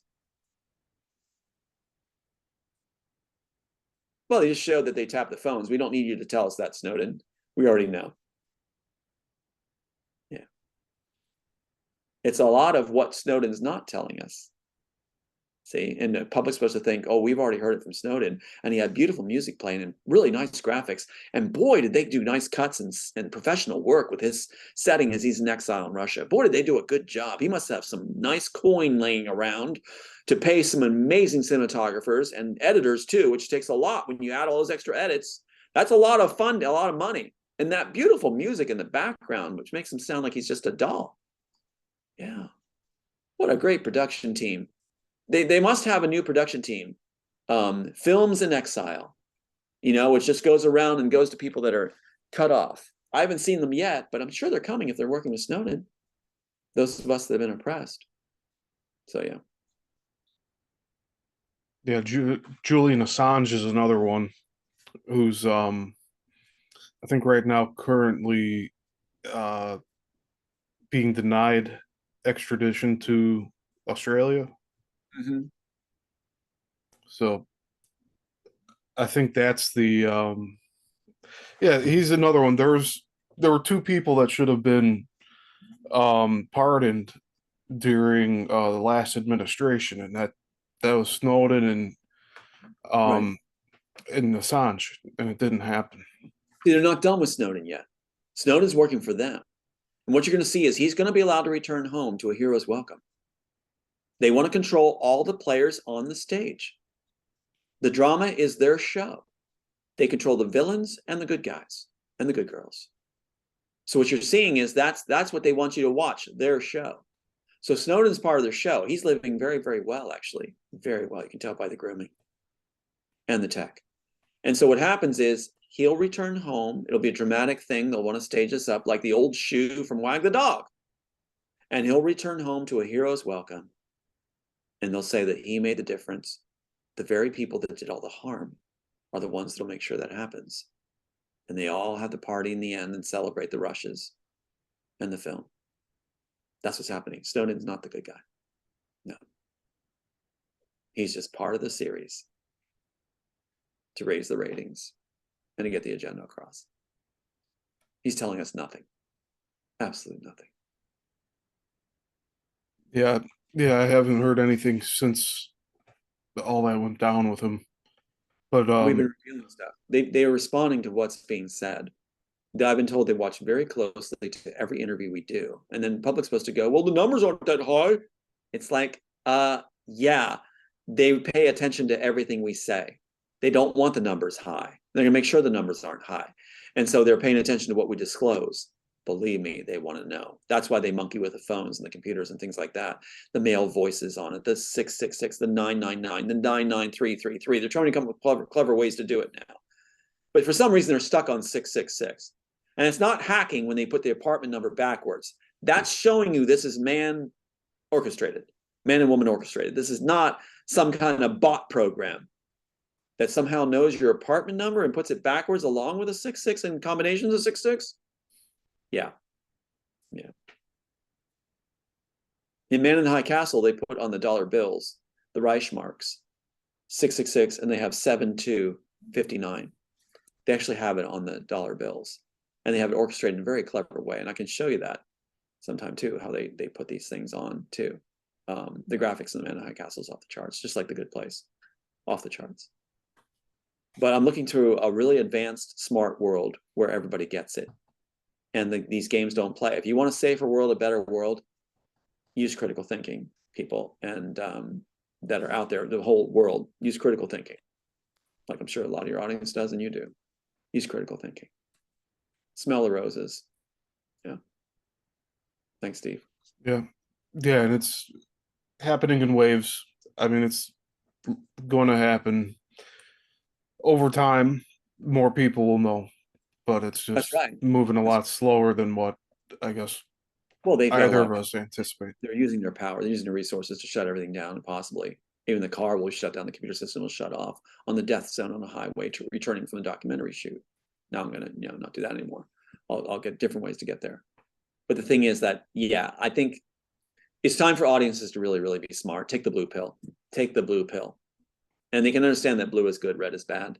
That the ones that took it made the red good. They're snowing the public. That is the public's work. That is a gift to the public.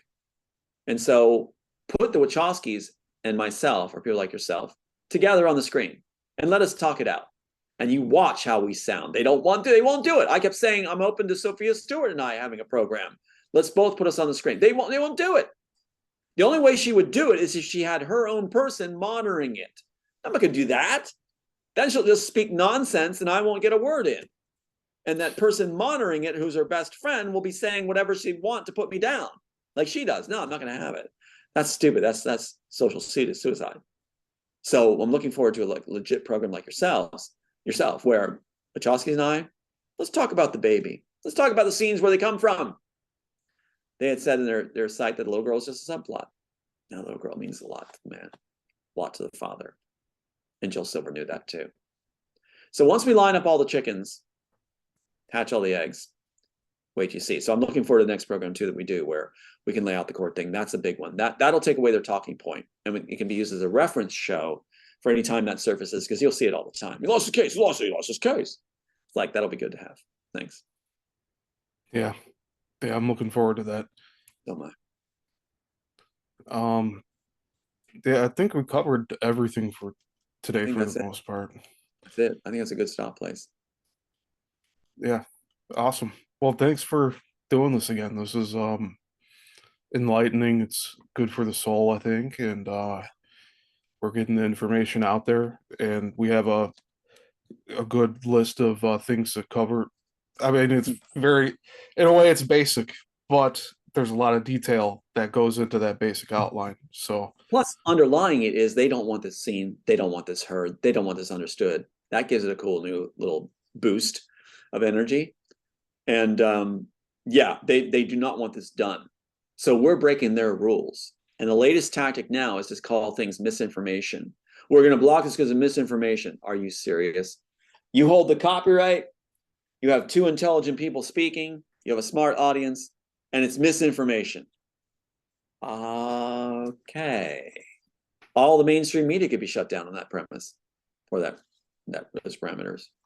And meanwhile, Trudeau's top guy says all Tom does is mumble. He makes no sense, presents no evidence, and will just speak incoherently. Seriously? So every time we do an interview, it's showing that they are lying bastards. So yeah. But thanks, Steve. Thank you. yeah, my pleasure. And if anybody's having a difficult time finding these interviews, you could search on Rumble, BitChute, Odyssey, Brighteon, and YouTube. So I have 5 different outlets that I'm posting these interviews on. You can just search the name Tom Althouse. We'll have to figure out if you want to be called Tom. Keep it Tom Althouse for now. Keep it right now, Tom Althouse, for reference materials. Yeah. That'll People familiar with you already will be able to easier. It'll be easier to find. Yeah, I think that's the right way to go. I'll slowly introduce my other name, but for referencing, it'll have to be Tom Althouse. And then later when this is done, I'm going to shed that name and pick up the one I admire. Thank you. Thank you, Steve. Yeah. Yeah, awesome. That sounds good. And yeah, I guess we'll plan for the next one to be uh based around the whole court case. We'll get to Yes. the nitty-gritty details of that. And yeah, I think everybody's going to enjoy listening to that and hearing Wait to mm, hear. mhm. Awesome. Well, you have a good one. And yeah, I'll be in touch with you um probably later today, if not in the next few days when I put this interview up. Sounds good. I'll look forward to that. And just think of just one last thought is writers out there that are concerned about how submit to protect their work, just think what this program you're going to be doing next, revealing how the strategies in playbook are, how important it is for them to understand the playbook and how far they go, and the tricks and traps and gamemanship used in the court systems is very important for people to understand, digest, and be well aware of. Let's beat them at their own game, and let's have them have to toss their playbook out. Thanks, Steve. All right. Awesome. All right, have a good one.